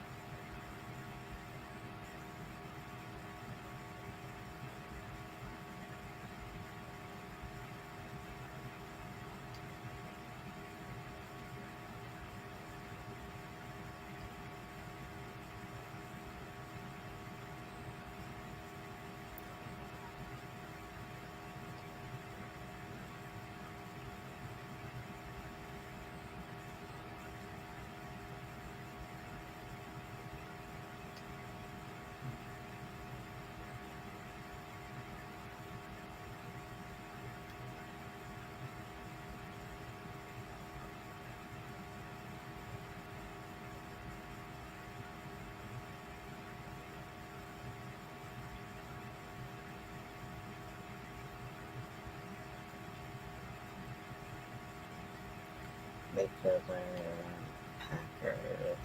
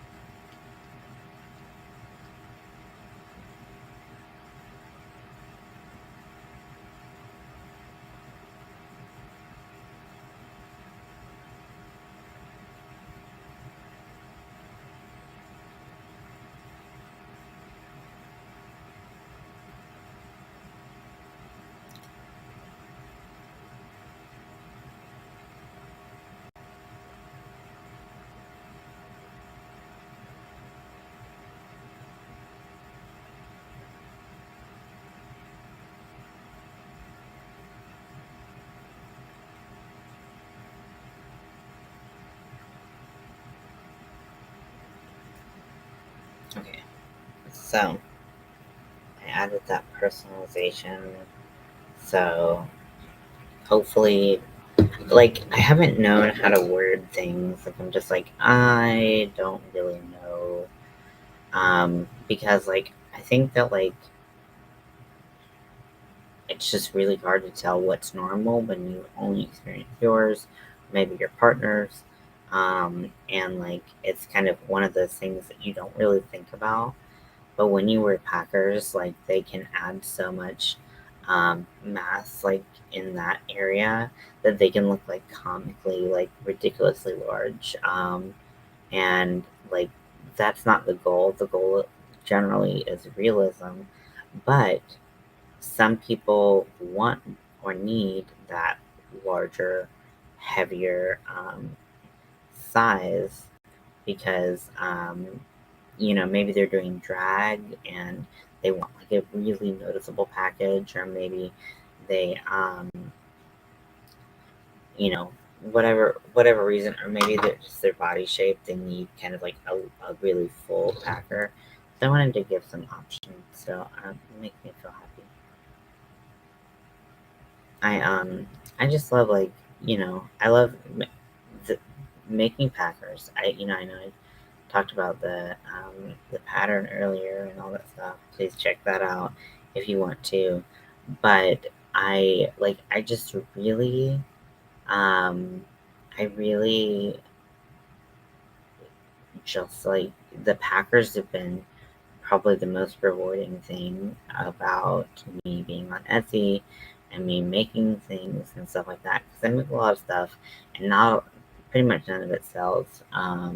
Just to be honest with you, but the Packers do sell, and the thing is, it's a product made for like a marginalized community, or like a theater geek, which I guess they're marginalized because nobody likes them.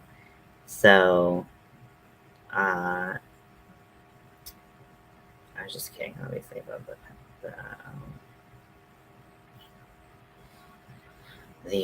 liking people for theater geeks.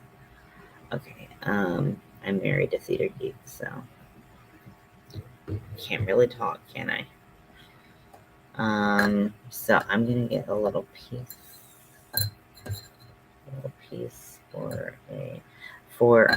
so you'll find that I use a lot of different things for stitch markers. Um, Sometimes I use my locking stitch markers when I need to make sure that they stay in place. I mean, everybody uses different stitch markers for different reasons. Also, if you are new to crochet and you need to buy some stitch markers and you want some locking ones, buy the ones from Amazon. Do not buy the ones from Joann or Michaels because they are so much more expensive. Sorry, I was looking at my dog. But if I'm working in the round and it's a small round, I generally use just a piece of thread because it's so much easier to just like pull it out and put it back in with that. So now we're gonna do an increase single crochet.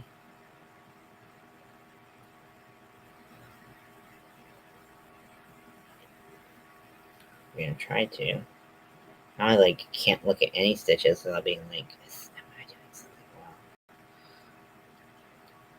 wrong? Okay, everything feels wrong after working on that product.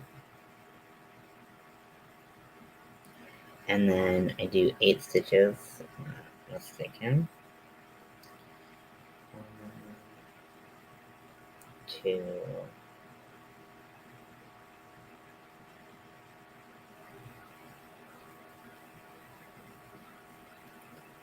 3, 4, 5, 6, 7,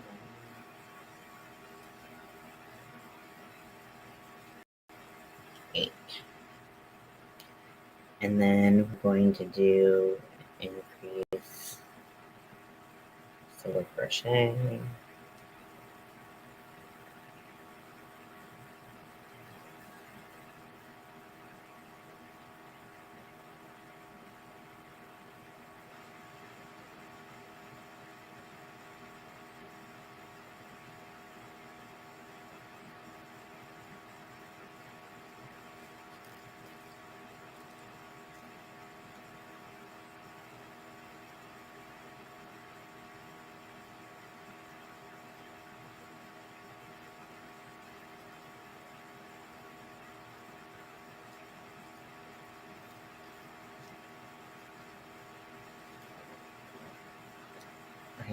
And so because this one is 5 inches, I'm gonna go up most of the way with this color, and then I'll do a lot of the color changing on the shaft.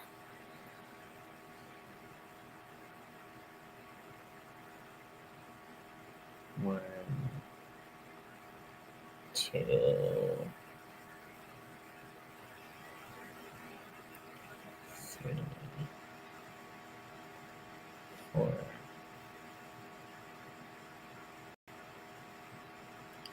5, 6, 7, 8. And then increase single crochet.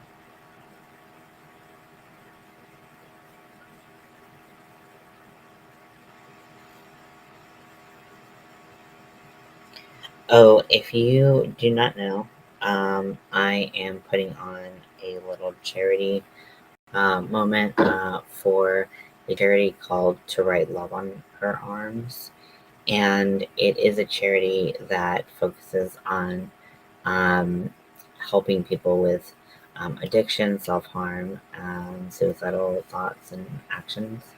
And I remember hearing about this charity way back when I was younger, and truthfully, I probably should have been using their services, but I was just kind of in my own feels at the moment. So they do a lot of good work, and I really want to be able to support them. So my goal is to raise $300 for them, and if I can raise $300, then I will uh, I will do a giveaway. There we go. So you don't have to donate to be entered in the giveaway. So don't worry about that if you can't donate, but you still want to do the giveaway. However, we only get the giveaway if we get up to $300. So I'm also doing like a walking, like 300,000 step uh, thing. I am vastly, way, completely far behind on my steps because I've been depressed uh, appropriately. If you want to check them out, you can check them out. Hi, Daphne's Creative Touch. I'm sorry about that. My mouth is like marbles. I've been working on everything today. But how are you? I woke up at 3, couldn't get back to sleep, so here I am. How are you? What are you making? I have so many projects on the hook, and was just talking about a fundraiser that I'm doing. Um, the fundraiser is all month long, but I will be doing a marathon, like a streaming marathon at the end of the month. So put that on your calendar. I mean, I have a event already set up. So if you just put remind me, it'll remind you. I also put the link for the actual fundraiser down below if you just want to donate. It's for To Write Love on Her Arms, which is a really fabulous charity that works with people who are suicidal or doing self harm or with addiction. And it's something that is near and dear to my heart. That's 5:30. I've been out since 3. Oh my gosh, exactly. That is exactly my life. So you live on the East Coast too? Yeah, I live in North Carolina. So I woke up at 3 and haven't been able to get back to bed. So it's 5:30 for me too. Cool. Well, we have that in common. Um,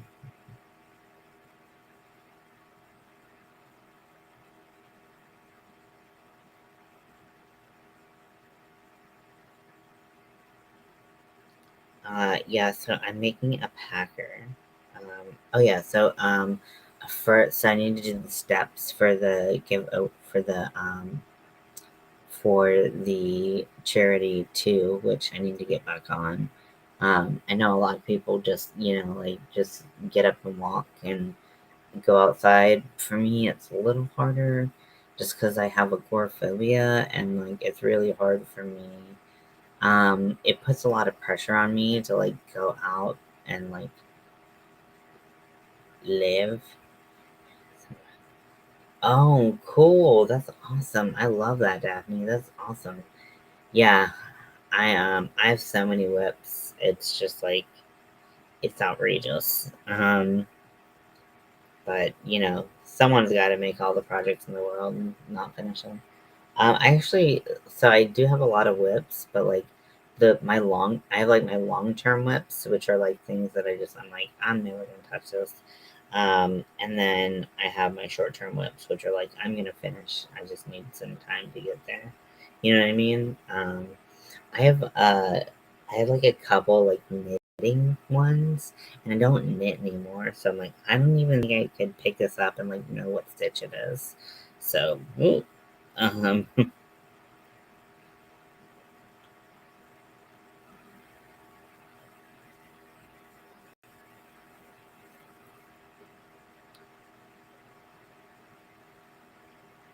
yeah, and I'm doing a lot of decorations and outfits and stuff for Halloween. I am going to have surgery on October 13th, and which I'm super excited about. And they I don't know how long my recovery will be,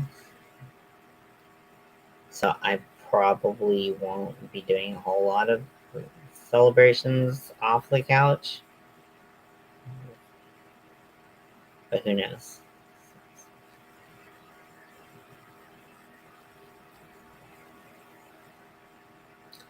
Making keychains lately. Ooh, that is something I want to get more into because I have a ton of I have like keychain hardware, and I'm like, oh, I can make keychains. It'd be so fun. Thank you. I really appreciate that.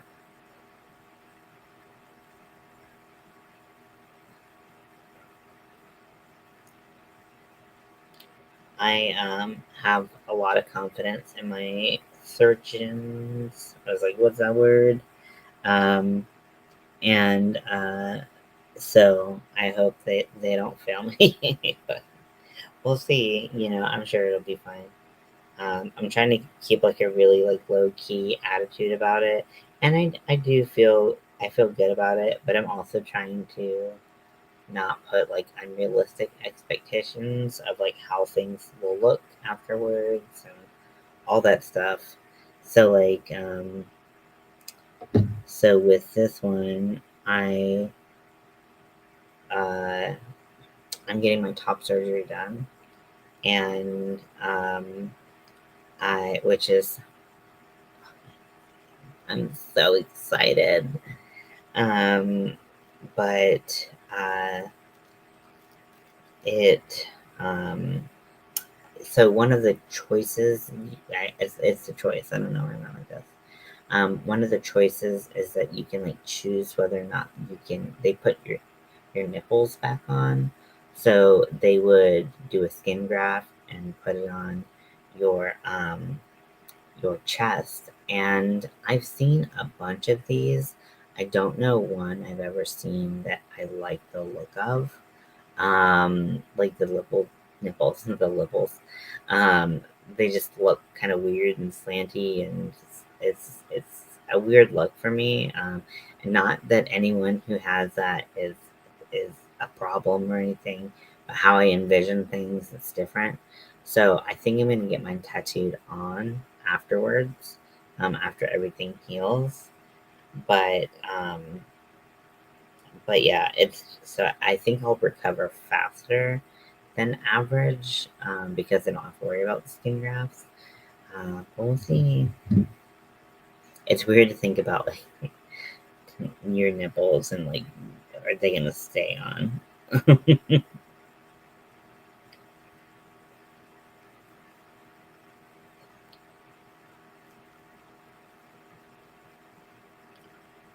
3.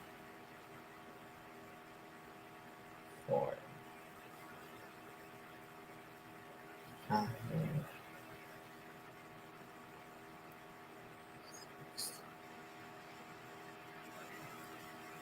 seven, eight. That makes more sense.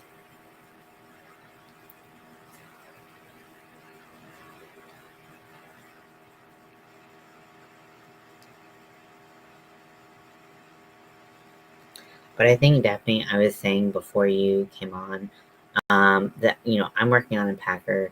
I'm using 100% cotton 4-weight. I'm using sugar and cream.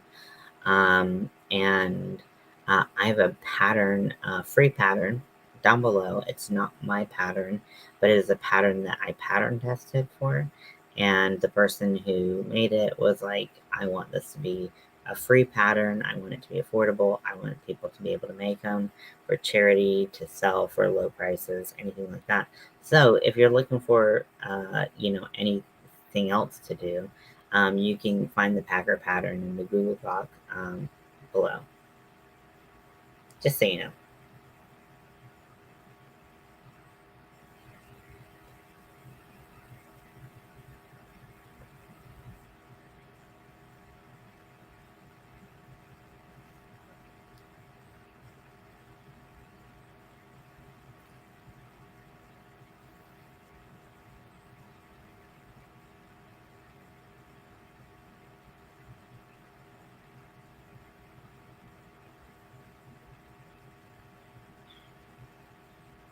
Man, I really don't want to make packers right now. I want to like work on. So let me show you what I've been working on. So first is like it's gonna be a hood, and I just like the shape of the hood, but like I might attach it to like a cardigan or something like that. Um, so this is the hood, the front of the hood. I'm going from the front to the back. This is Premier Spun Colors in the color Harvest. It's really pretty. And I'm doing some distressing, like I did like some distressing right here. Let's see. I just like the way that looks, and I'm loving this yarn. It's amazing. I don't know why I didn't like it last year, frankly. I'm going to make a witch's hat because I have a pattern that I bought last year or the year before, and I haven't used, of course. So I have this yarn from this place called the Scrap Exchange, which it's basically like a thrift store for like every item you could ever need. Basically, maybe I don't know. Um, but they have like a yarns, a huge yarn. I think it's huge yarn section, and it was packed full this past time I went. But I'm going to be using this beautiful green roving yarn that definitely has wool in it, but I don't know what it is. Like it's who knows. And then I'm going to use this dark green. This what is it called? Olive olive drab. So I'm going to be using those two because I tried this yarn against all my greens and then black, and I was like, I think this is the best combination because it makes this, because I don't have much of this yarn, but I really want it to shine. So um, they're a good combo. Right, I'm just going to town all my projects with you. So I made this headband in a how-to video, and I call it the pumpkin spice latte or the pumpkin spice headband. It has puff stitches and it has bobbles up at the top, and then also that has a chainless foundation for a little stretch at the bottom. Uh, but yeah, so I did a video on that if you want to learn how to make that. It's super easy, but it's my first tutorial video, so yeah. Okay, so let's see what they're doing here. This is a failure waiting to happen. This is gonna be a nightmare. So I'm making some house decorations, and this will be my spider web. But I really wanted to kind of bulk up the the web, I wanted to use a big hook so I'd move faster. And so I'm using a size 15 millimeter hook from Furls. I'm using my, what is this, Borealis? Very witchy. And I'm doing the three yarn trick, and it is one, very confusing, two, a little hard to figure out, and three, like, it does not make things look super smooth. But if you want things to be like kind of like, you know, I don't know, textured and all that stuff, then this is great. And it's a great way to use a lot if you have a lot of like pound of love or parent 1 pound or anything like that. So that's what I'm working on there. And then I'm working on an octopus. Again, more yarn from the scrap exchange. I just thought it was soft and would be fun to make something with. So I'm making a soft little tactile jellyfish. This is a different yarn. It's a really pretty yarn, and I wish I could find it. I don't know what yarn this is. It's kind of roving. It doesn't change the size that much, but it changes the size a little bit. And then it has like these kind of like little um, like ribbons across each piece, if you can kind of see, like in the darker one. So I don't know. And it's like a light blue, dark blue, mint, and pink, and it's so pretty. So if I like, I'm doing orders for packers now, and if I see someone is a repeat customer, like it tells you on Etsy seller if someone is a repeat customer, and I really want to like celebrate those people because they're helping me stay in business, and that's nice. So the last one I did like a trans kitty um with chenille yarn, and I did a keychain, and I thought it was super cute. And then this one I'm doing, I didn't even plan for this. I just started with this yarn and just like worked my way down. I was like, I'll change now. And then this is kind of very trans colored as well. Um, so yeah, so that's how you get stuff done. I also did a stitch tutorial on the lover's knot.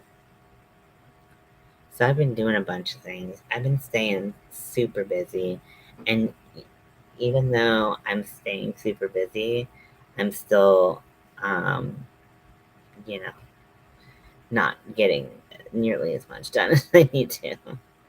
But that's okay, it's the thought that counts.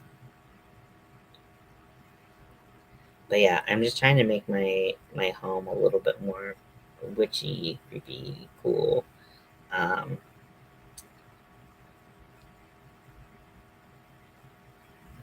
for Halloween, because I'll just be like in my house. So I gotta have something to like celebrate around me.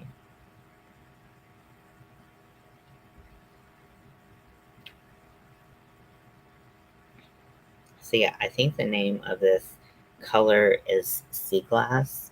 It's really pretty. It's a little tealy, but I don't think they had any like pure like light blue colors. So I had to make a lot of concessions for the trans pride stripe packer.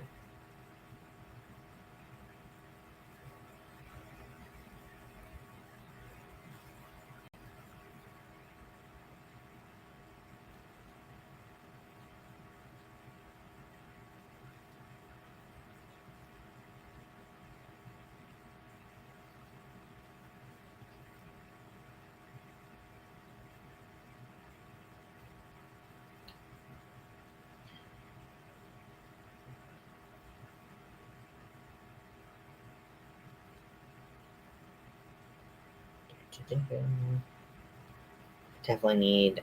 I'm using my furls like all today because I definitely need that wrist support after literally just doing so many projects.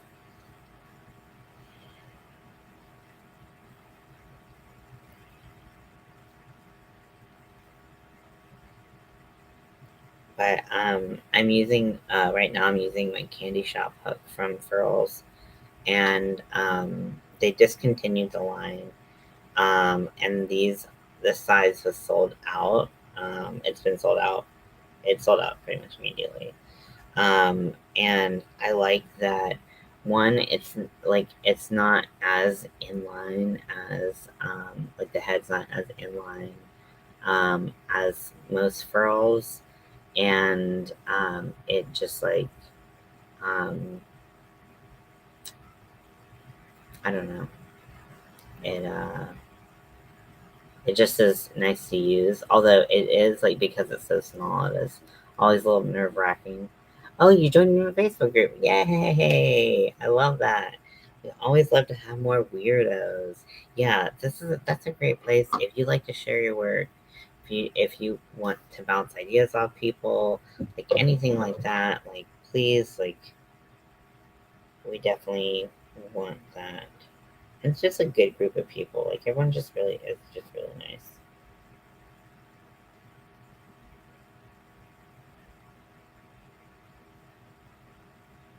Yeah, he's in the group.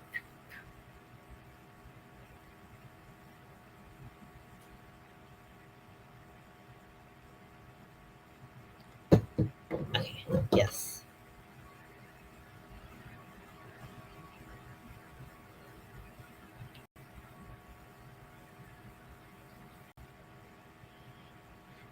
I need a more practical yarn storing approach because it's just like it's really bad right now. I really want to do the giveaway. I ordered a furls back in January. Only used it a few times to be honest. Yeah, I mean that's it's not the hook for everybody, and I totally understand that. If you did start to get into it, they have these like they're called seconds where maybe like the size of the hook was like a little bit big or small or whatever. It wasn't quite the right size, or the color distribution wasn't right, or it's a little crooked, anything like that, and they're half price.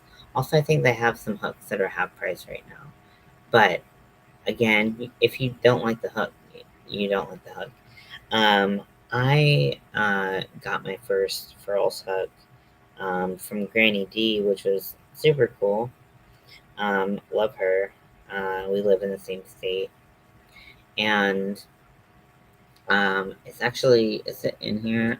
It's somewhere close. I know, but I don't know exact. Oh, it's in the hat or the hood.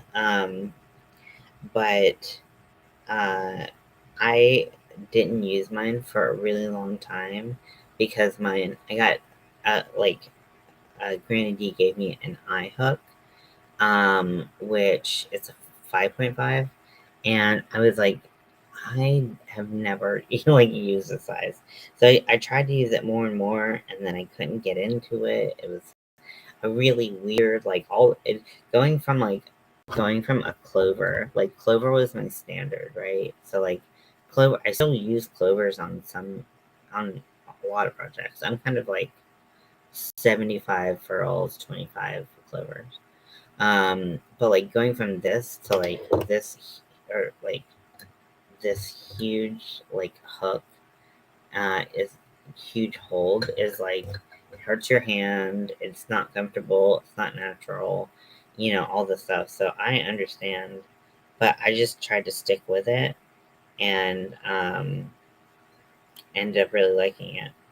There was no reason to stick with it. Honestly, it would have saved a lot of money if I didn't stick with it, but I just had heard so much about people's wrists getting a lot better from using them, and I have tendonitis on my wrist, so I really need to kind of nurture that as much as possible. But to each their own. What's your default hook? Like what hooks do you like?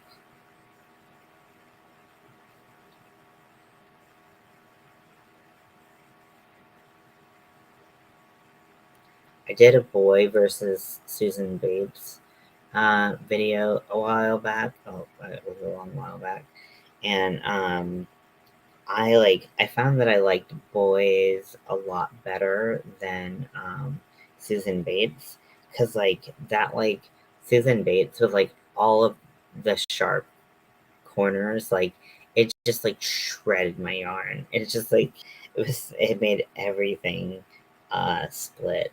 But some people love those hugs, and I'm like, cool.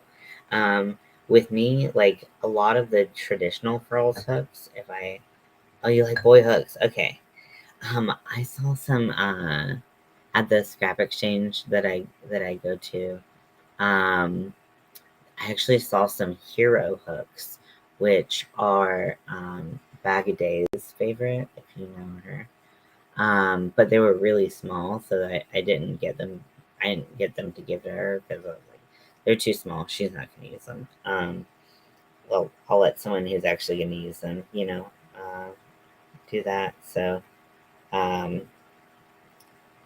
yeah, but I saw some heroes and they're beautiful, and I love the shape because they have that like point a little bit at the top, which I love.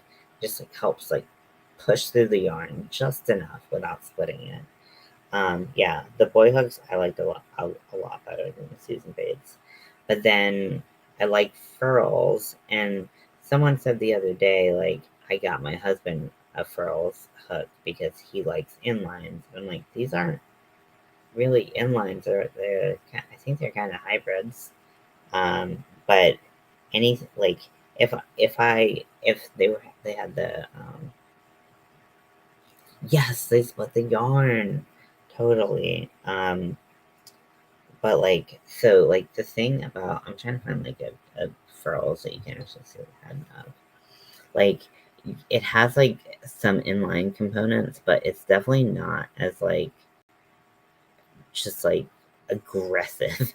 It's like you took like sanding paper to Susan Bates, and it just makes it like a lot more tolerable. I was like, this is not quite an inline because I just can't do inlines. It's so interesting that we all have our preferences, and there's so many different hooks out there. I really want to try Prim's, like Prym. I heard they're really good, but I have no reason to buy more hooks, so it's like why would I? Um, I also want to try to start making more like doilies and working with crochet thread and stuff like that. Even though like they're like really, really, really small, and I might hate my whole life for even trying. Um, so I just found out that Clover not only has a set of hooks that goes from a B to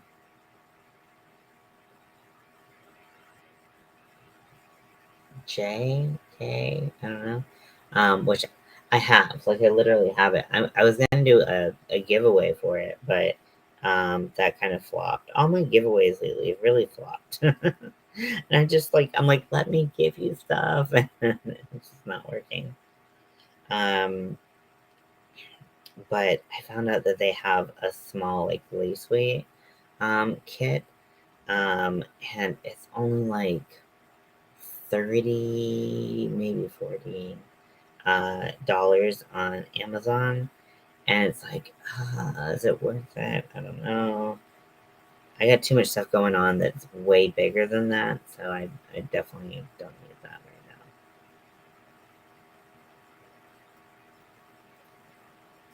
now. But like, I did a doily when I started my Halloween cal, which ended up abandoning because no one was doing it. But so I was doing a doily, and that one's also free. Like, if you do you like thin stuff? Like, can you work in thin yarn? Or actually, I mean, I worked it in like a worsted weight. But anyways, so I did this. I'm gonna type it out. If you like spooky, like cool, you can definitely make it into like a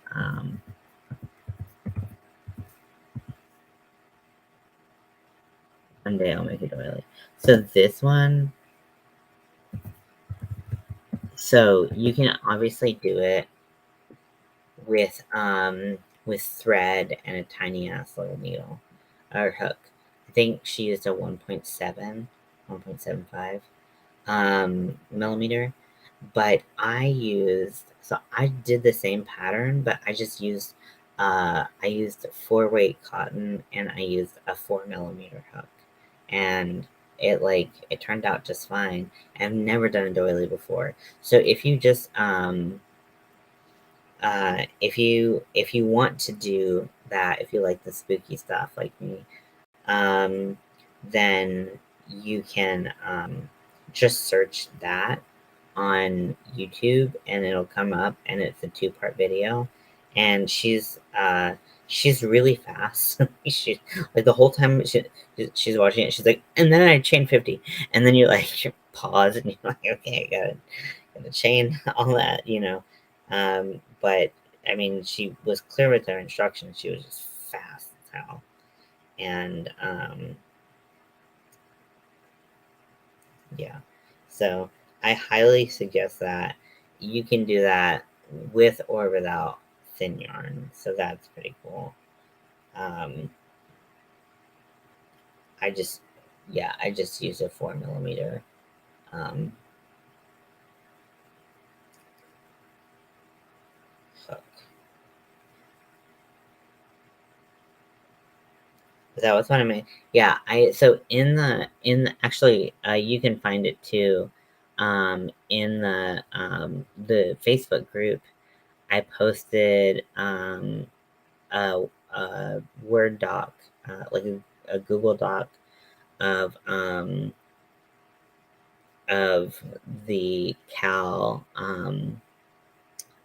items. I did like some of them, and then I just quit because again, no one was doing it. But it has like a video link in the Word document, and there's all kinds of fun stuff in there.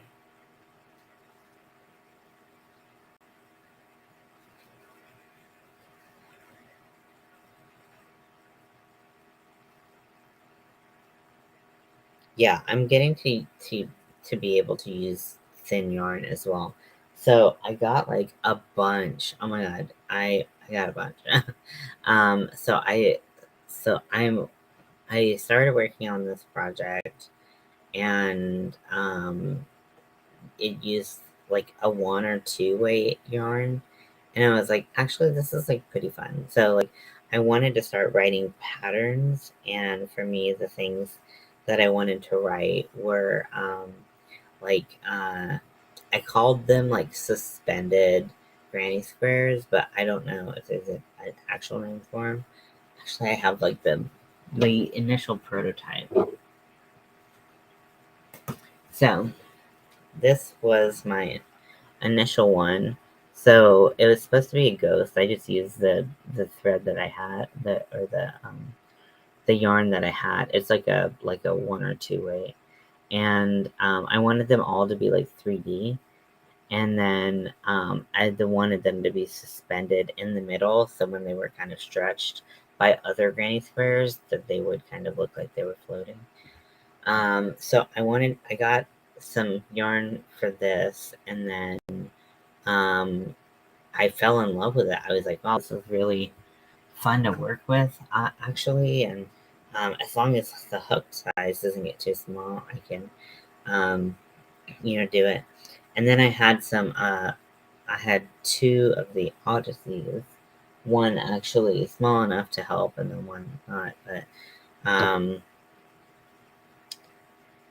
but yeah, so I ventured into smaller yarn, and now I'm working on a doll. which is really cool, but I can't give any information out because, okay, maybe I'm delusional. I'm probably am delusional.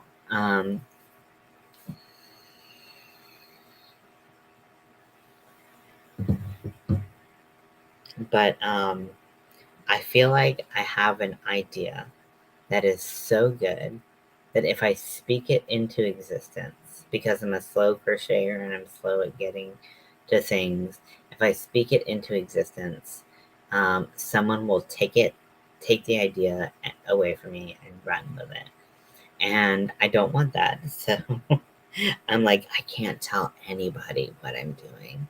Um, and so we'll see if it's actually a good idea or not. I'm about, it's like a quarter of the way through. Um, just trying some like new techniques. I wouldn't say any of the stitching is like particularly hard. But there's some aspects where it's like, it could be harder. But I also, because I want to start making dolls and make dolls the right color and stuff like that. Because I think one thing that bothered me is I blew my budget this month, by the way. The thing that bothered me is like I had this finished granny square that I was gonna block, and then I was like, but if I take a picture of it, no one's gonna be able to look at it and see what it is because it's the wrong color. Like I just use like random colors. Okay, right here. You've had enough of your arm. Please stop showing it. Thank you. You just like uh, so. So I just, but I didn't know the best way to get a bunch of different colored yarns um, for to like try and like make different patterns and stuff like that. Like I wanted to make a Legolas doll for Mel, my wife, and it was like 15 shades of green. I was like, how like like if I wanted to create a pattern, like what how would I do that?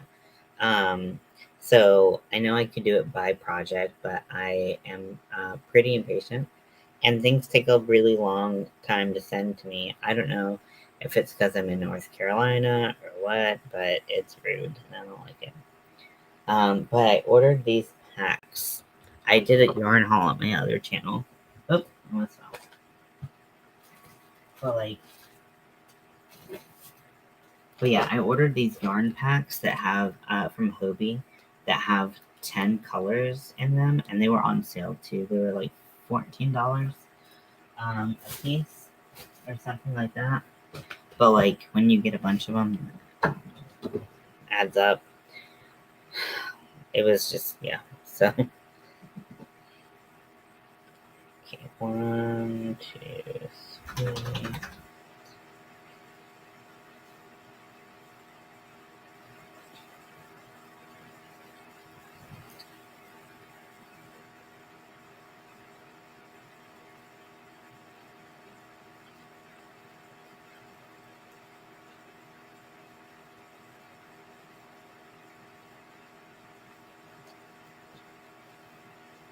So yeah, I got a lot of stuff going on. Also, I'm making like a kinky set. I already made the wrist restraints and the blindfold. I'm just gonna make the ball gag. So I literally have like there. So at first I just like Amazon searched like mini wiffle balls. I was like, I don't fucking know what they're called. And then and then uh, apparently it came up with like practice golf balls. And so they look like, I mean, they look like a breathable ball gag, if you know what that looks like. They're over there. And so like I just like look at all this stuff like on my desk, like that you can't see, like right here. And I'm just like, wow, I just have a lot of weird shit.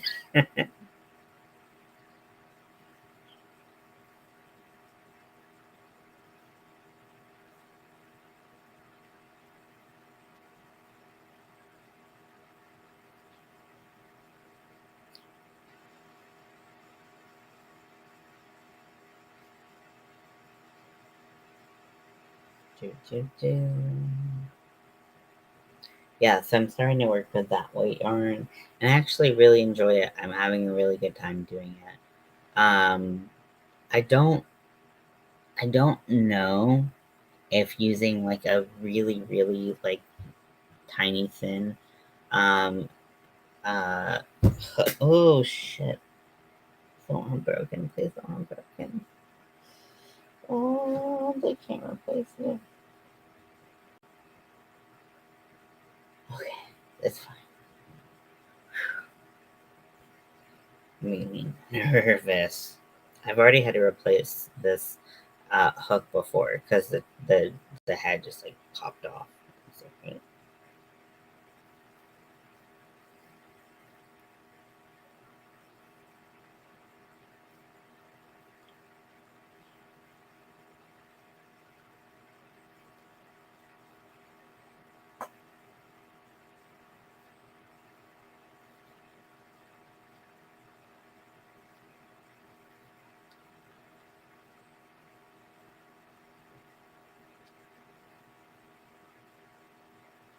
but yeah, I so my smallest furls hook is a Odyssey, the metal ones with the colored base, um, and it is a 2.75 millimeter hook, and I usually use that with my projects that are 1 or 2 weight. Um, but it's not the tightest um, hole, so I wonder if like maybe moving down would be helpful. I think the problem with that too is like I think it's easier for people to find a 2.75 hook than it is like if you're writing a pattern than it is for them to find like whatever, like a really, really tiny baby hook. Um, I think so, but I'm not sure. I always try to think about the person like doing the pattern and making sure that they like um, can easily access the things needed to do it.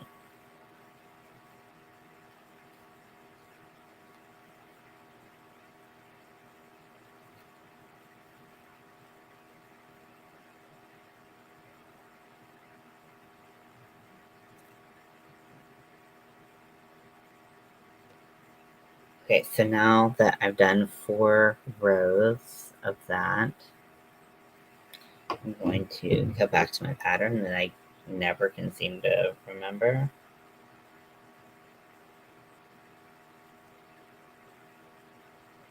Oh, I didn't put my eyebrows on for this because I was like, it's gonna be short. I'm just gonna go to sleep, and then I didn't. So sometimes I draw eyebrows on.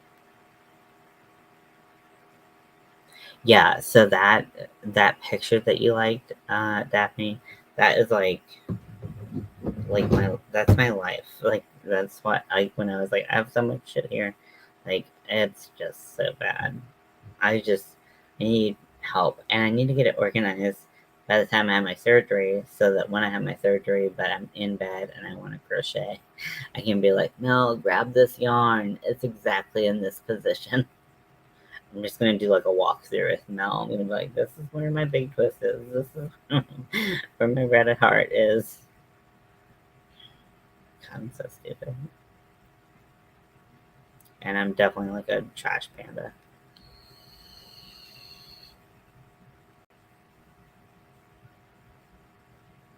In case you're wondering and concerned, this is, yes, I am vaping, but this is 0% nicotine because I had to quit nicotine for my surgery, which I think is bullshit.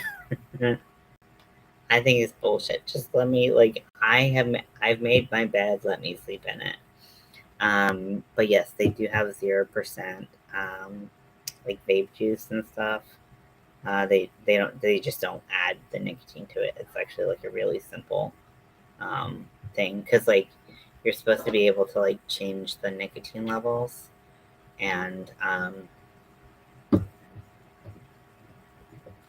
so that's why they added on there.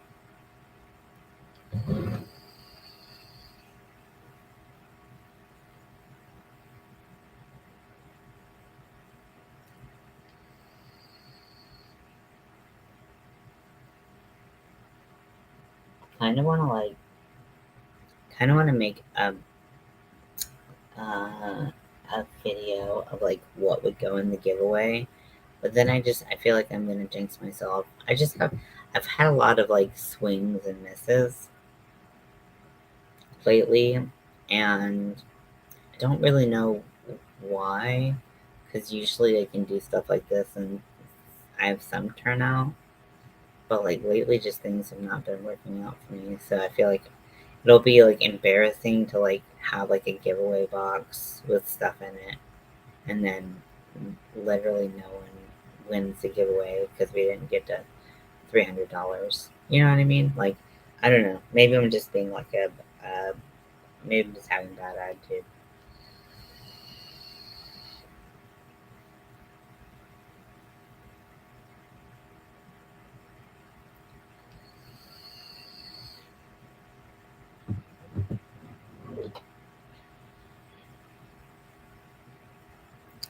Okay. Now we're going to start our decreases. And it's basically undoing everything we already did, and then we'll decrease some more after that. So, single crochet in the next 2 stitches.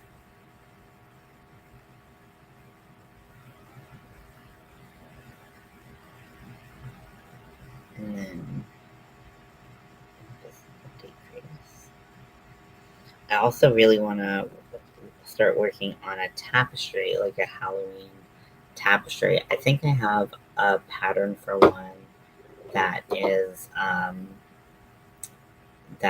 like Halloweeny, but it's only like this big, and I feel like I want to go like a little bit bigger, but I'm afraid because it's my first tapestry that I'll like burn out and won't finish it. So I don't know.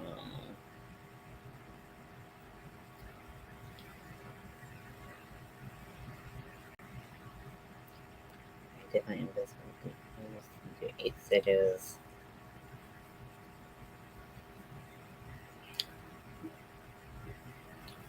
Um, 2, 3,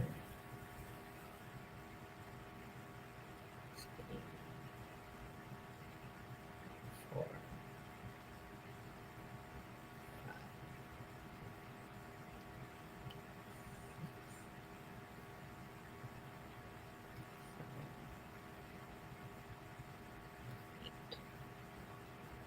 and then I think we do a decrease. Yep.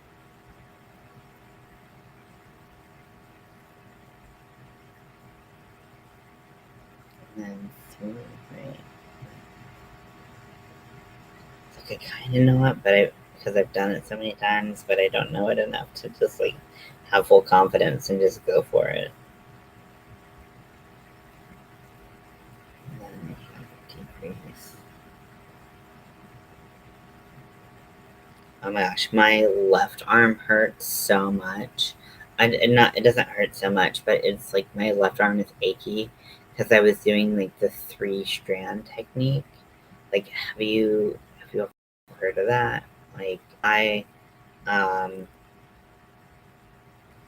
I have seen it come up multiple times on like YouTube or like TikTok or whatever. And so I wanted to try it because I was like, that's a genius way to get more out of your yarn. And you can also like take it from having like a 4 weight to like a 5 or 6 weight. And so I tried to do it tonight. And I mean, it worked out okay. I mean, I definitely have some things to work out, um, but it's just like it's so weird. It kind of like hurts my mind to think about. Too.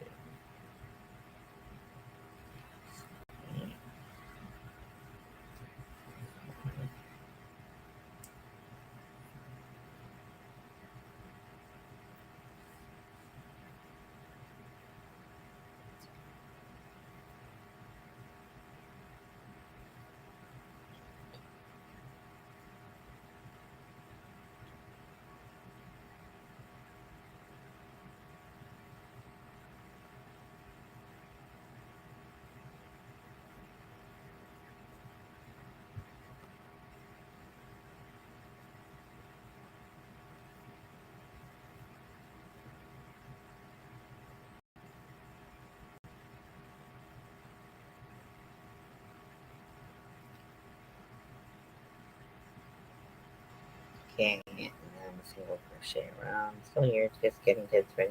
Oh, well, thank you for sticking with me even though you have all that going on.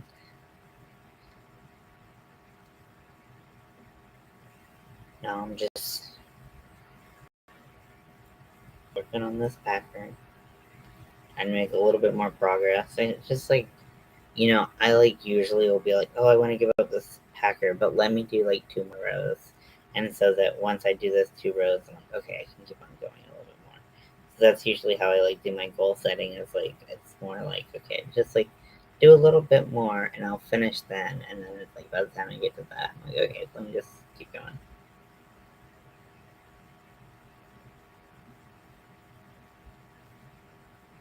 But yeah, you're doing a lot. So if you can't watch, that's fine. But I appreciate you being here.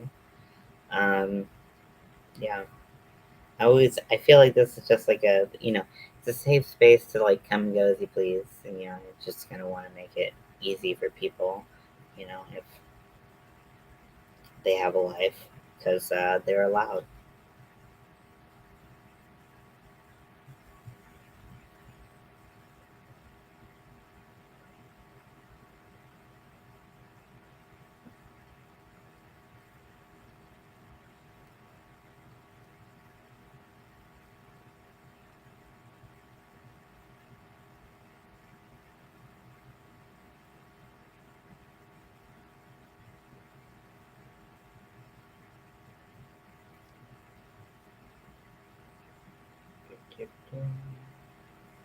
And my headphones, I could listen to some music. It'd be fun. That always gets me going. Gosh, my big old dog is in this tiny little bed.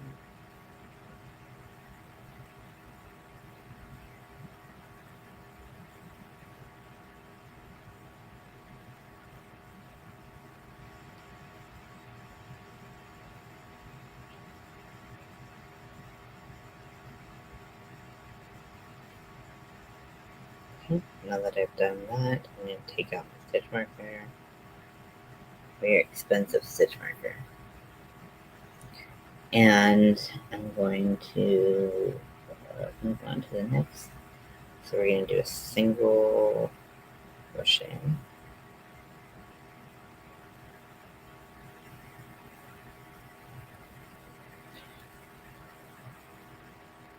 And decrease.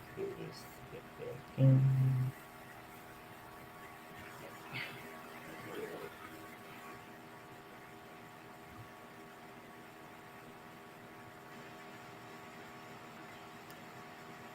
then 8 stitches. 1, 2, 3, 4,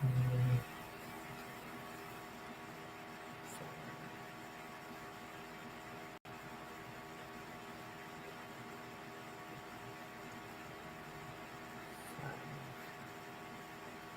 6.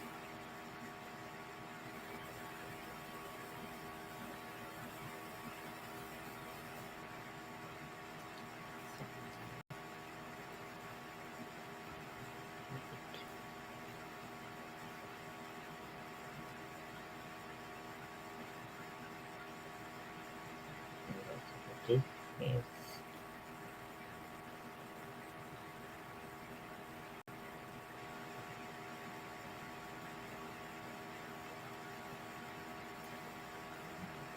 Single crochet.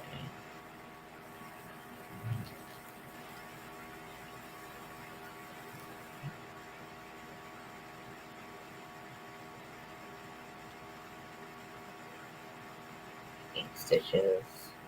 Eight. Yeah.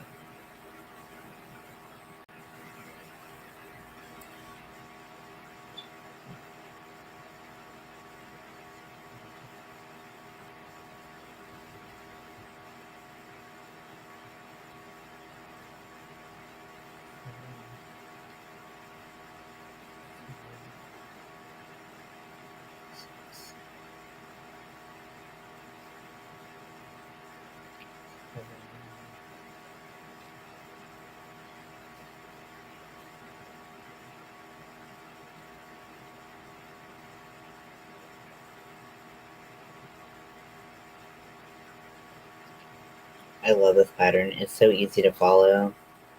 When I was testing it, like the only problem was that I could not get my counts right, like for whatever reason. And I was like, like I would kind of like mental math, like how like my decreases or increases should show up, and like I just couldn't get the right number, even though like I the number that they put like made sense, and it was just like, oh my gosh, this is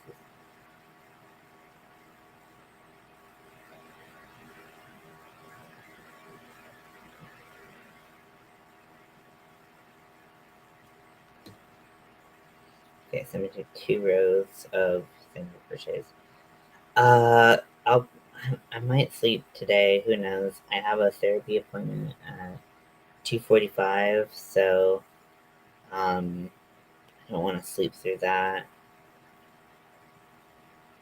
but we'll see. If I can get some sleep, I would like to, but you never know. Like, so it's really strange, like what's going on with my sleep schedule, which it's really bad in general to have poor sleep and to be awake during sleeping hours and stuff like that.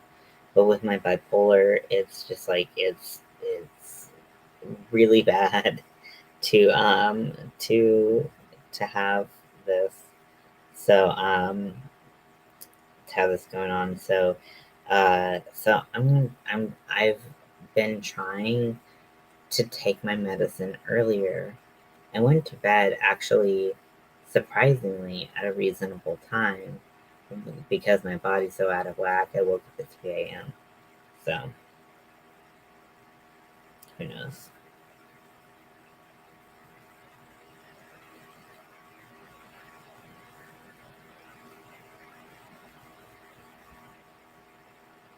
Will you be able to get some rest? I know you had the same sleeping problems that I did. We woke up and at the exact same time.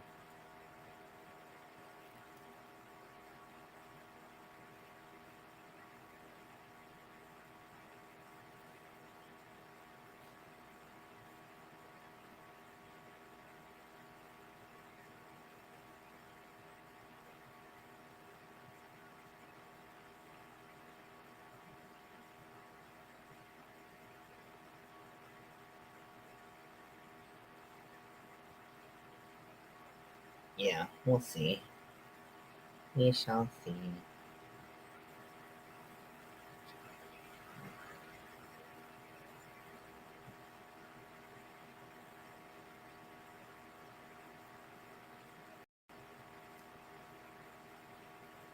Ooh, I just thought like a really cool idea for my eyebrows.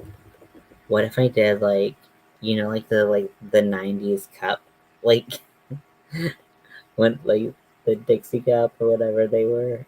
Um, what if I did that as an eyebrow? That would be kind of amazing.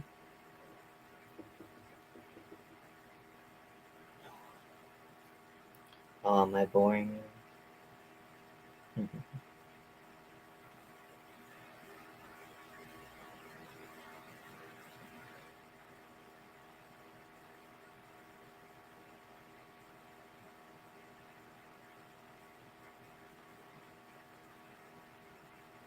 And then we go around one more time.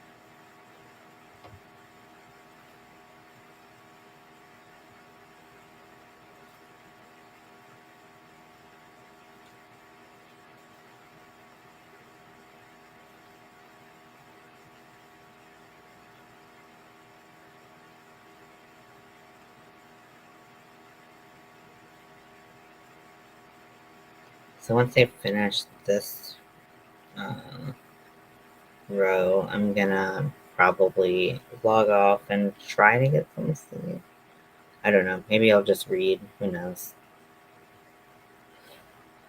Yeah, like I don't like being like an insomniac, but it just is what it is, you know? Start PT for your back today, and we have some time afterwards to get some rest. Yeah, okay, yeah. Ooh, yeah. Have fun with PT. I know sometimes it's just like it's amazing like how like the smallest movement can wreck your shit, like can like be so hard. And like physical therapists, I mean like a good one will really know how to help you out. So I'm glad you're getting some help. That's really important. You can just fall asleep while they, manipulate your body. um, so yeah. Ugh, yeah, I don't miss PT at all, but I do miss PT.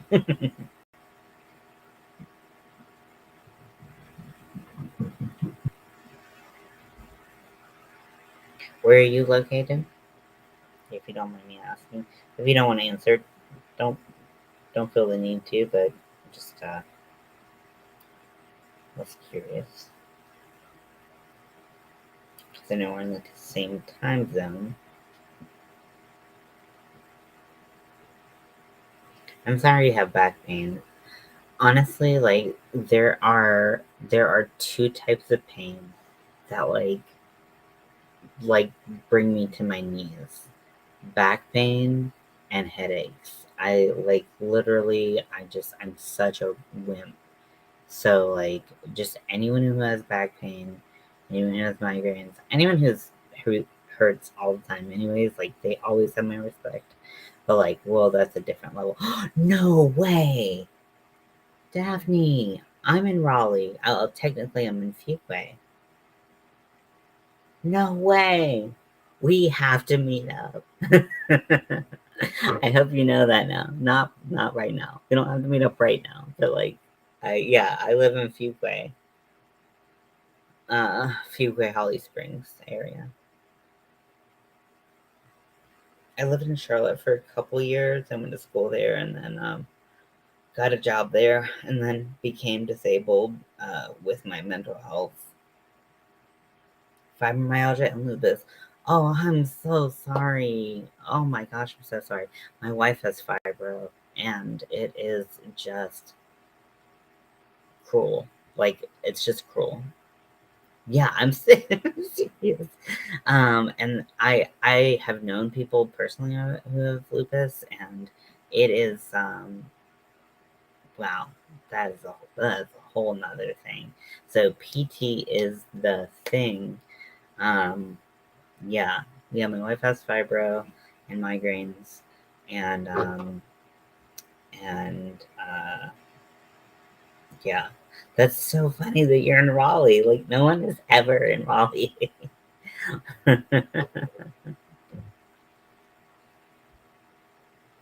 We definitely have to hang out.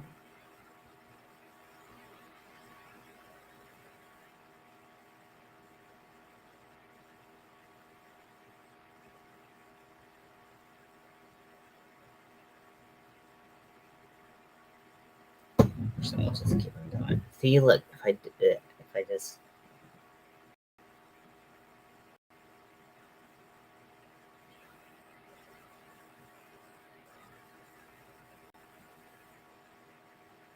the pain is a headache in itself. Oh my gosh, I absolutely understand what you're saying. Like, so for me, like, I don't have any like reoccurring physical pain, but like watching my wife have it, I feel like I I get it so much more than I did before. Like I couldn't have understood how just like devastating it is. How like yeah, like let's say you like bump your elbow, like that cause like your whole body to hurt. It's just like pain is like pain.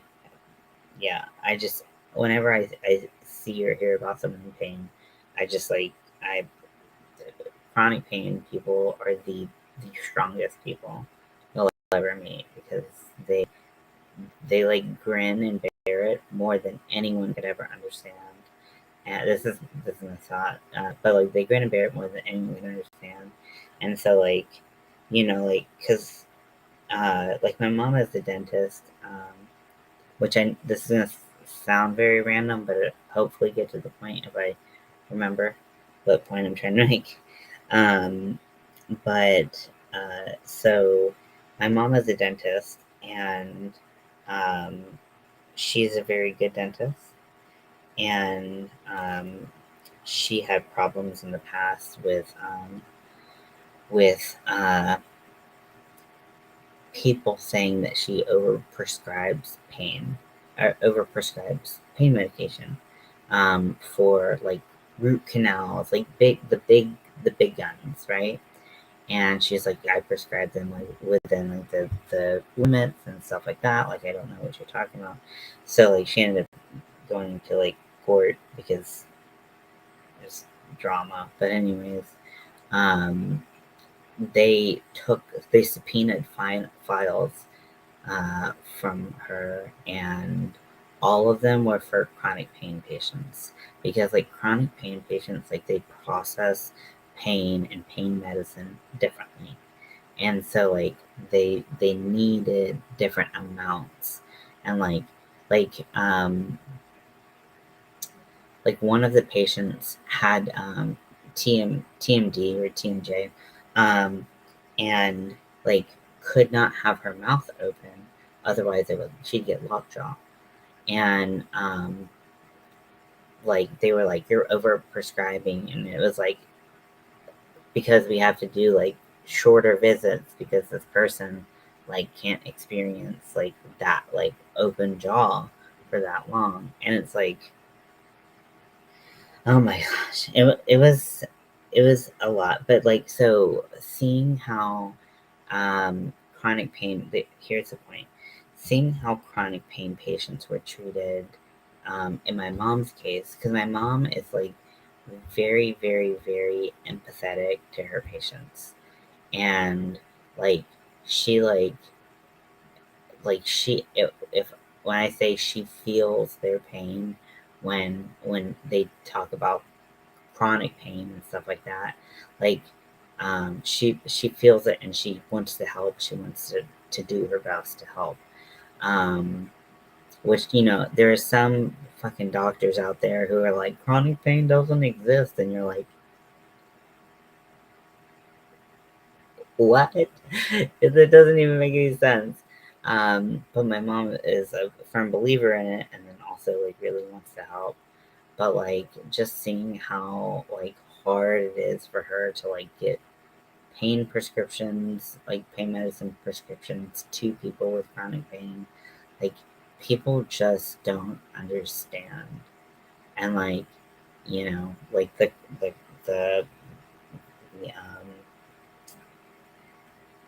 the opioid crisis and all that stuff, and pain clinics. Like for a while there, my wife was about to go to a pain clinic, but she really didn't want to like fall into that place, because she didn't want to like if she ended up having to work, which she did. She wanted to end up she wanted to be able to work and stuff like that, and it's a lot. So I'm sorry you deal with that. I'm very sorry you deal with that. Um, just so you know, if we ever decide to hang out, yeah, I say we can hang out, and I mean it. But like, if you don't want to hang out, that's fine. It doesn't hurt my feelings. Um, but if we ever decide to hang out, and you think you're gonna have a good day, and you start having a bad day, and you need to cancel, I'm never, ever, ever, ever, ever gonna be like, you said you'd come. Like, no, we're not playing that game. So I always try to be very understanding of that. So just so you know, if you ever need to move something, let's just move it. I'd rather you feel better and be there.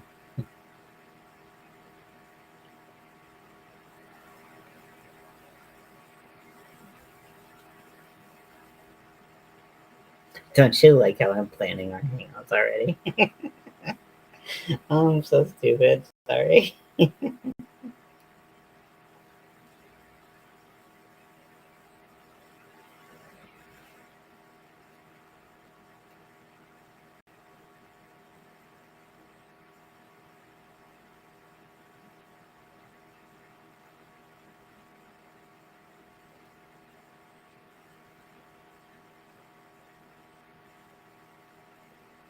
Do you mind if I ask if you're on disability or are you in a different position?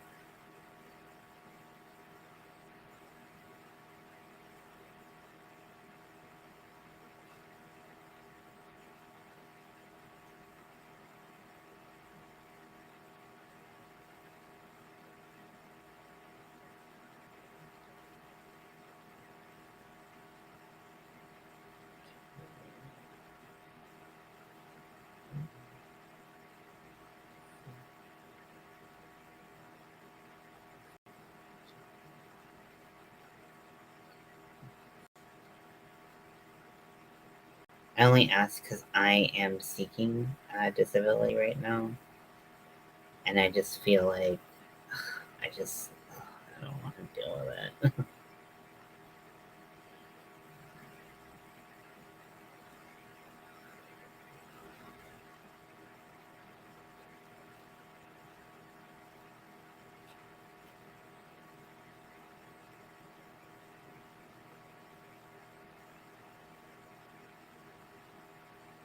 Can two rounds of no increases.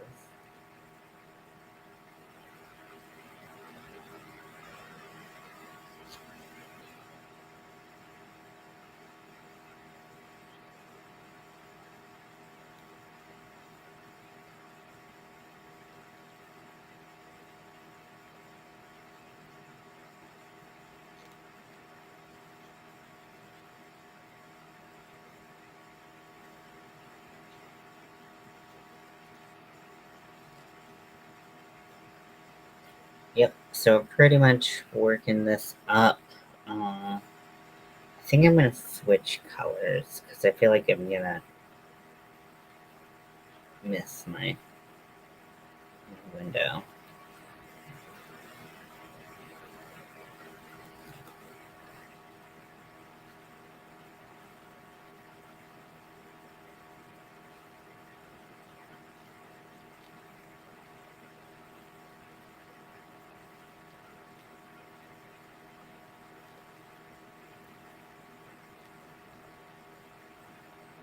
Oh my gosh, it's so cool that you're in Raleigh for so many reasons, but like one it like is like I can mention like landmarks in Raleigh and you know what I mean.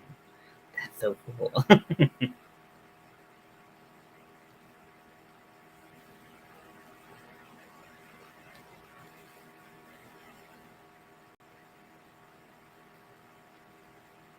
I was like, maybe I should like because I need to get my steps in for the challenge for the fundraiser. And I was like, maybe I'll go to Umstead Park. And I was like, well, no one will know what Umstead Park is because nobody is in the area. And I was like, Daphne's in the area. I was like, Daphne might know Umstead Park. Um, so I'm going to cut this blue. I probably shouldn't have done as much as I did, but choices were made. Okay, and now I'm gonna go to my pink. And so I'm still working, but part time. It's 3 days a week. I've gotten to the point where I'm thinking about applying for disability myself. Yeah, I understand that. If you are thinking about it, I highly recommend.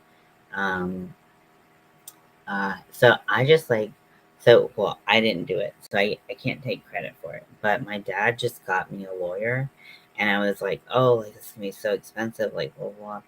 And like getting a lawyer. So the disability lawyers that like work on these cases, they literally make no money until you get your payout. and with your payout, they have a cap, like a legal cap on like how much they can take of your back pay. So it's pretty actually cool because I think they're like limit. I want to say it's been a long time. I've been doing this. This is my second year. Um, but I think the limit in North Carolina is like $6,000. So I might be wrong with that, but I feel like it had a six in it. I feel like it was 1,000. Um, but yeah, so uh, so it's nice that you don't have to deal with like a lot of stuff. I mean, they will have you do paperwork. You will be in a much better position than I am because you have a physical disability, which they take more seriously than mental ones. But I won't be bitter if you, if you get it. Um, yeah, I think that I think that if you think you need it, it's definitely a helpful tool. It's I mean, life is really hard as is. Being sick on top of it just makes it that much worse.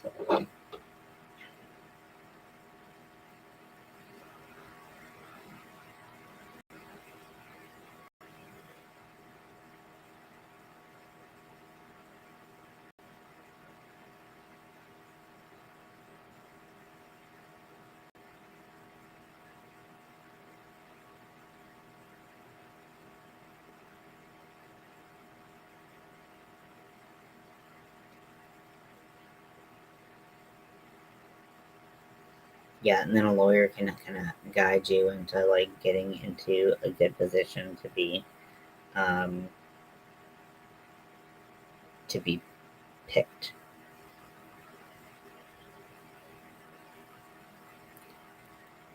But yeah, that's amazing. You can still work a little bit. I mean, I like the thing is like I don't, you know, I don't know. Maybe this is just me. I don't know. But like for me, like it was really hard not working, and like moving to like a like full disability status. Because I just like I felt like I just like I missed work. I like the socialization. I like keeping busy. I like using my brain. I like processing stuff like that. But then like I got to a point where I just couldn't do it anymore, and I just like had this immense fear that that was like crippling me from working. So it's hard because I do miss work, but it is what it is. I can't sit here, being sad about being disabled because it just is what it is. But it still sucks sometimes.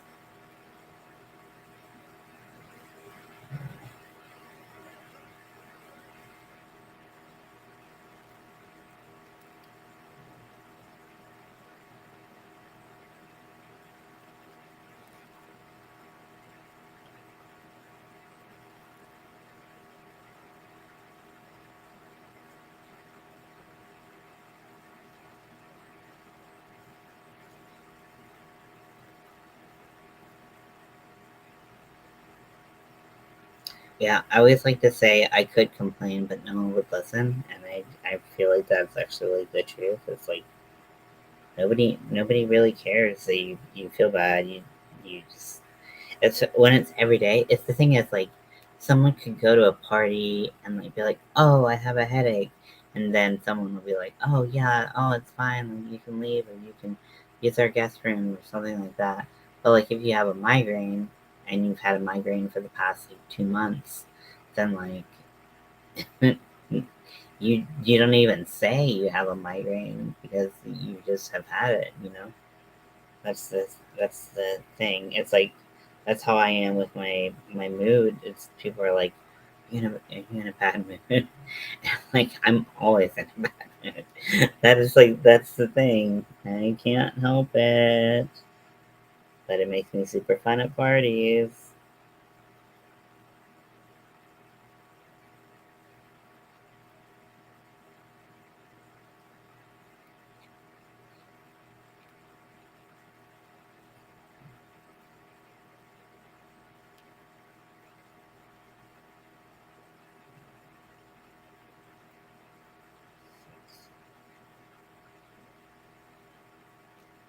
7. So, um,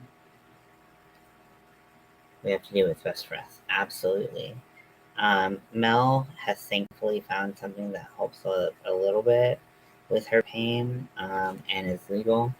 Because she doesn't want to do anything that's illegal, and I support whatever she wants to do. Um, but um, like Delta 8, Delta 9 products um, are actually like really, really, really helpful for her.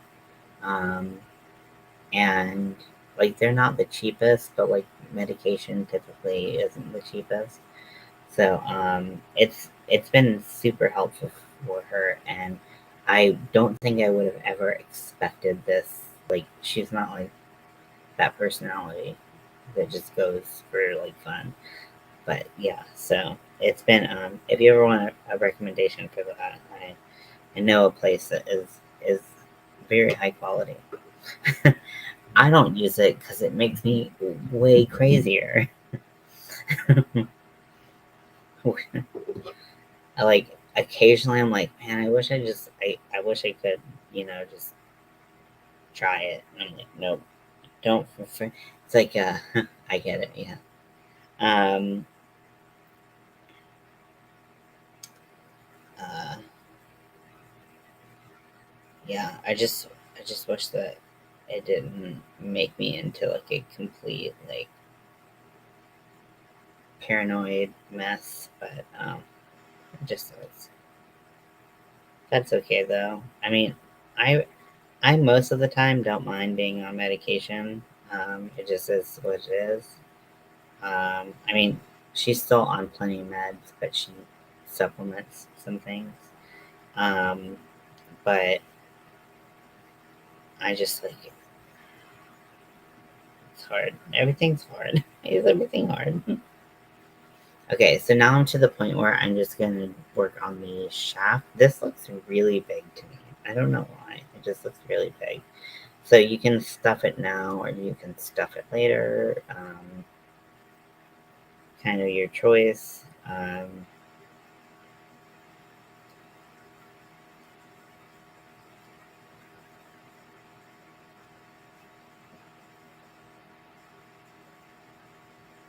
You have hiccups?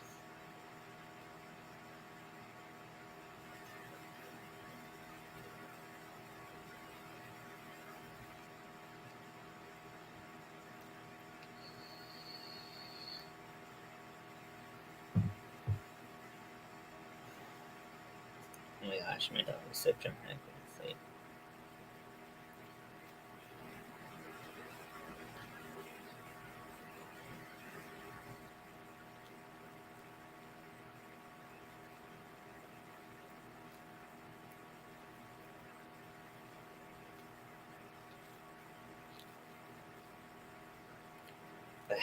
I think my hand's officially getting too tired to do anything, and I think I want to just like. I feel like it might actually be nice to like walk this time of night, but I don't want to get out of my PJs.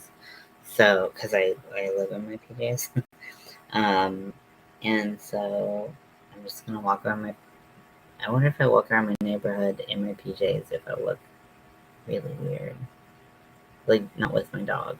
My dog, I can't walk. I got him to be a support dog and not support dog, service dog. Like full fledged service. Like help me with my bipolar, help me remember to take my meds, help me to remember to eat, stuff like that. And we did the first round of training.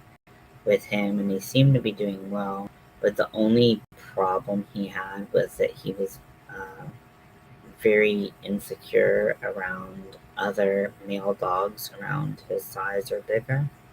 He's a Blake Lab German Shepherd mix, so he's a pretty good sized pup. He's not even a puppy anymore, but we got him in 2020. But so he just was like, so insecurity in dogs. So that cow list that I have has a lot of great projects, and most of them are very small. I tried to do things that you could finish in under 5 days. So if you want to check that out, feel free.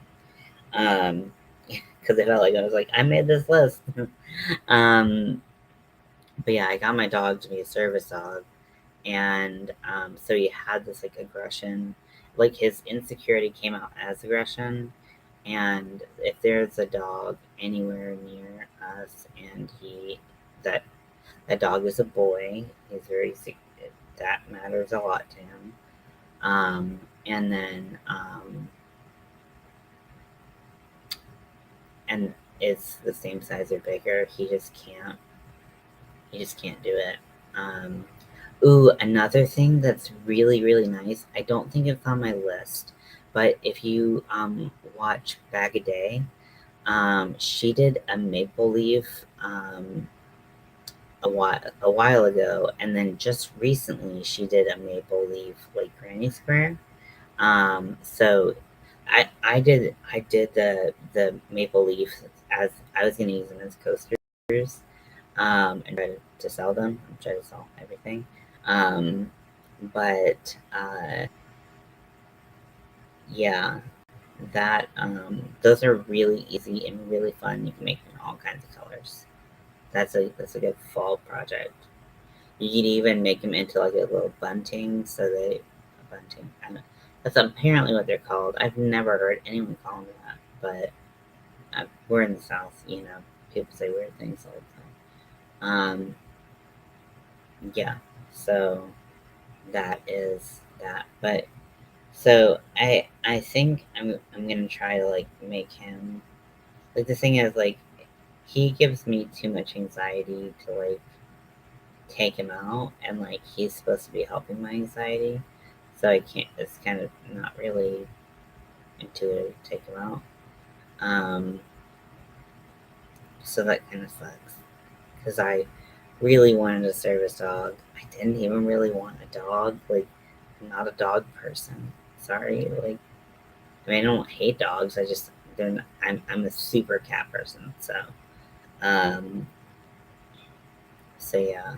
So we got him, and then by the time we had him for so long, it was like, well, we're not gonna give him up, you know. And he's a sweetheart. He's like a super sweetheart. He loves me. He does do deep pressure therapy, which is nice. He just puts his big old body on top of me, and yeah, he's like 80 pounds. So, well, it's been a joy talking to you, Daphne. Definitely come by as often as you want, and I look forward to see what you put in the Facebook group. I can't believe, shit, we're halfway through 100 Days of Halloween. This is crazy. Um, oh, oh my gosh, maybe we should do little pumpkins for my eyebrows. That'd be cool. Or just like bats. I feel like that would look really weird, like an upside down mustache or something.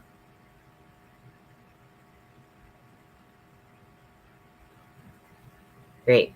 Yeah, so I will talk to you later. Thank you for joining me, and I hope you have a great day and hopefully get some rest.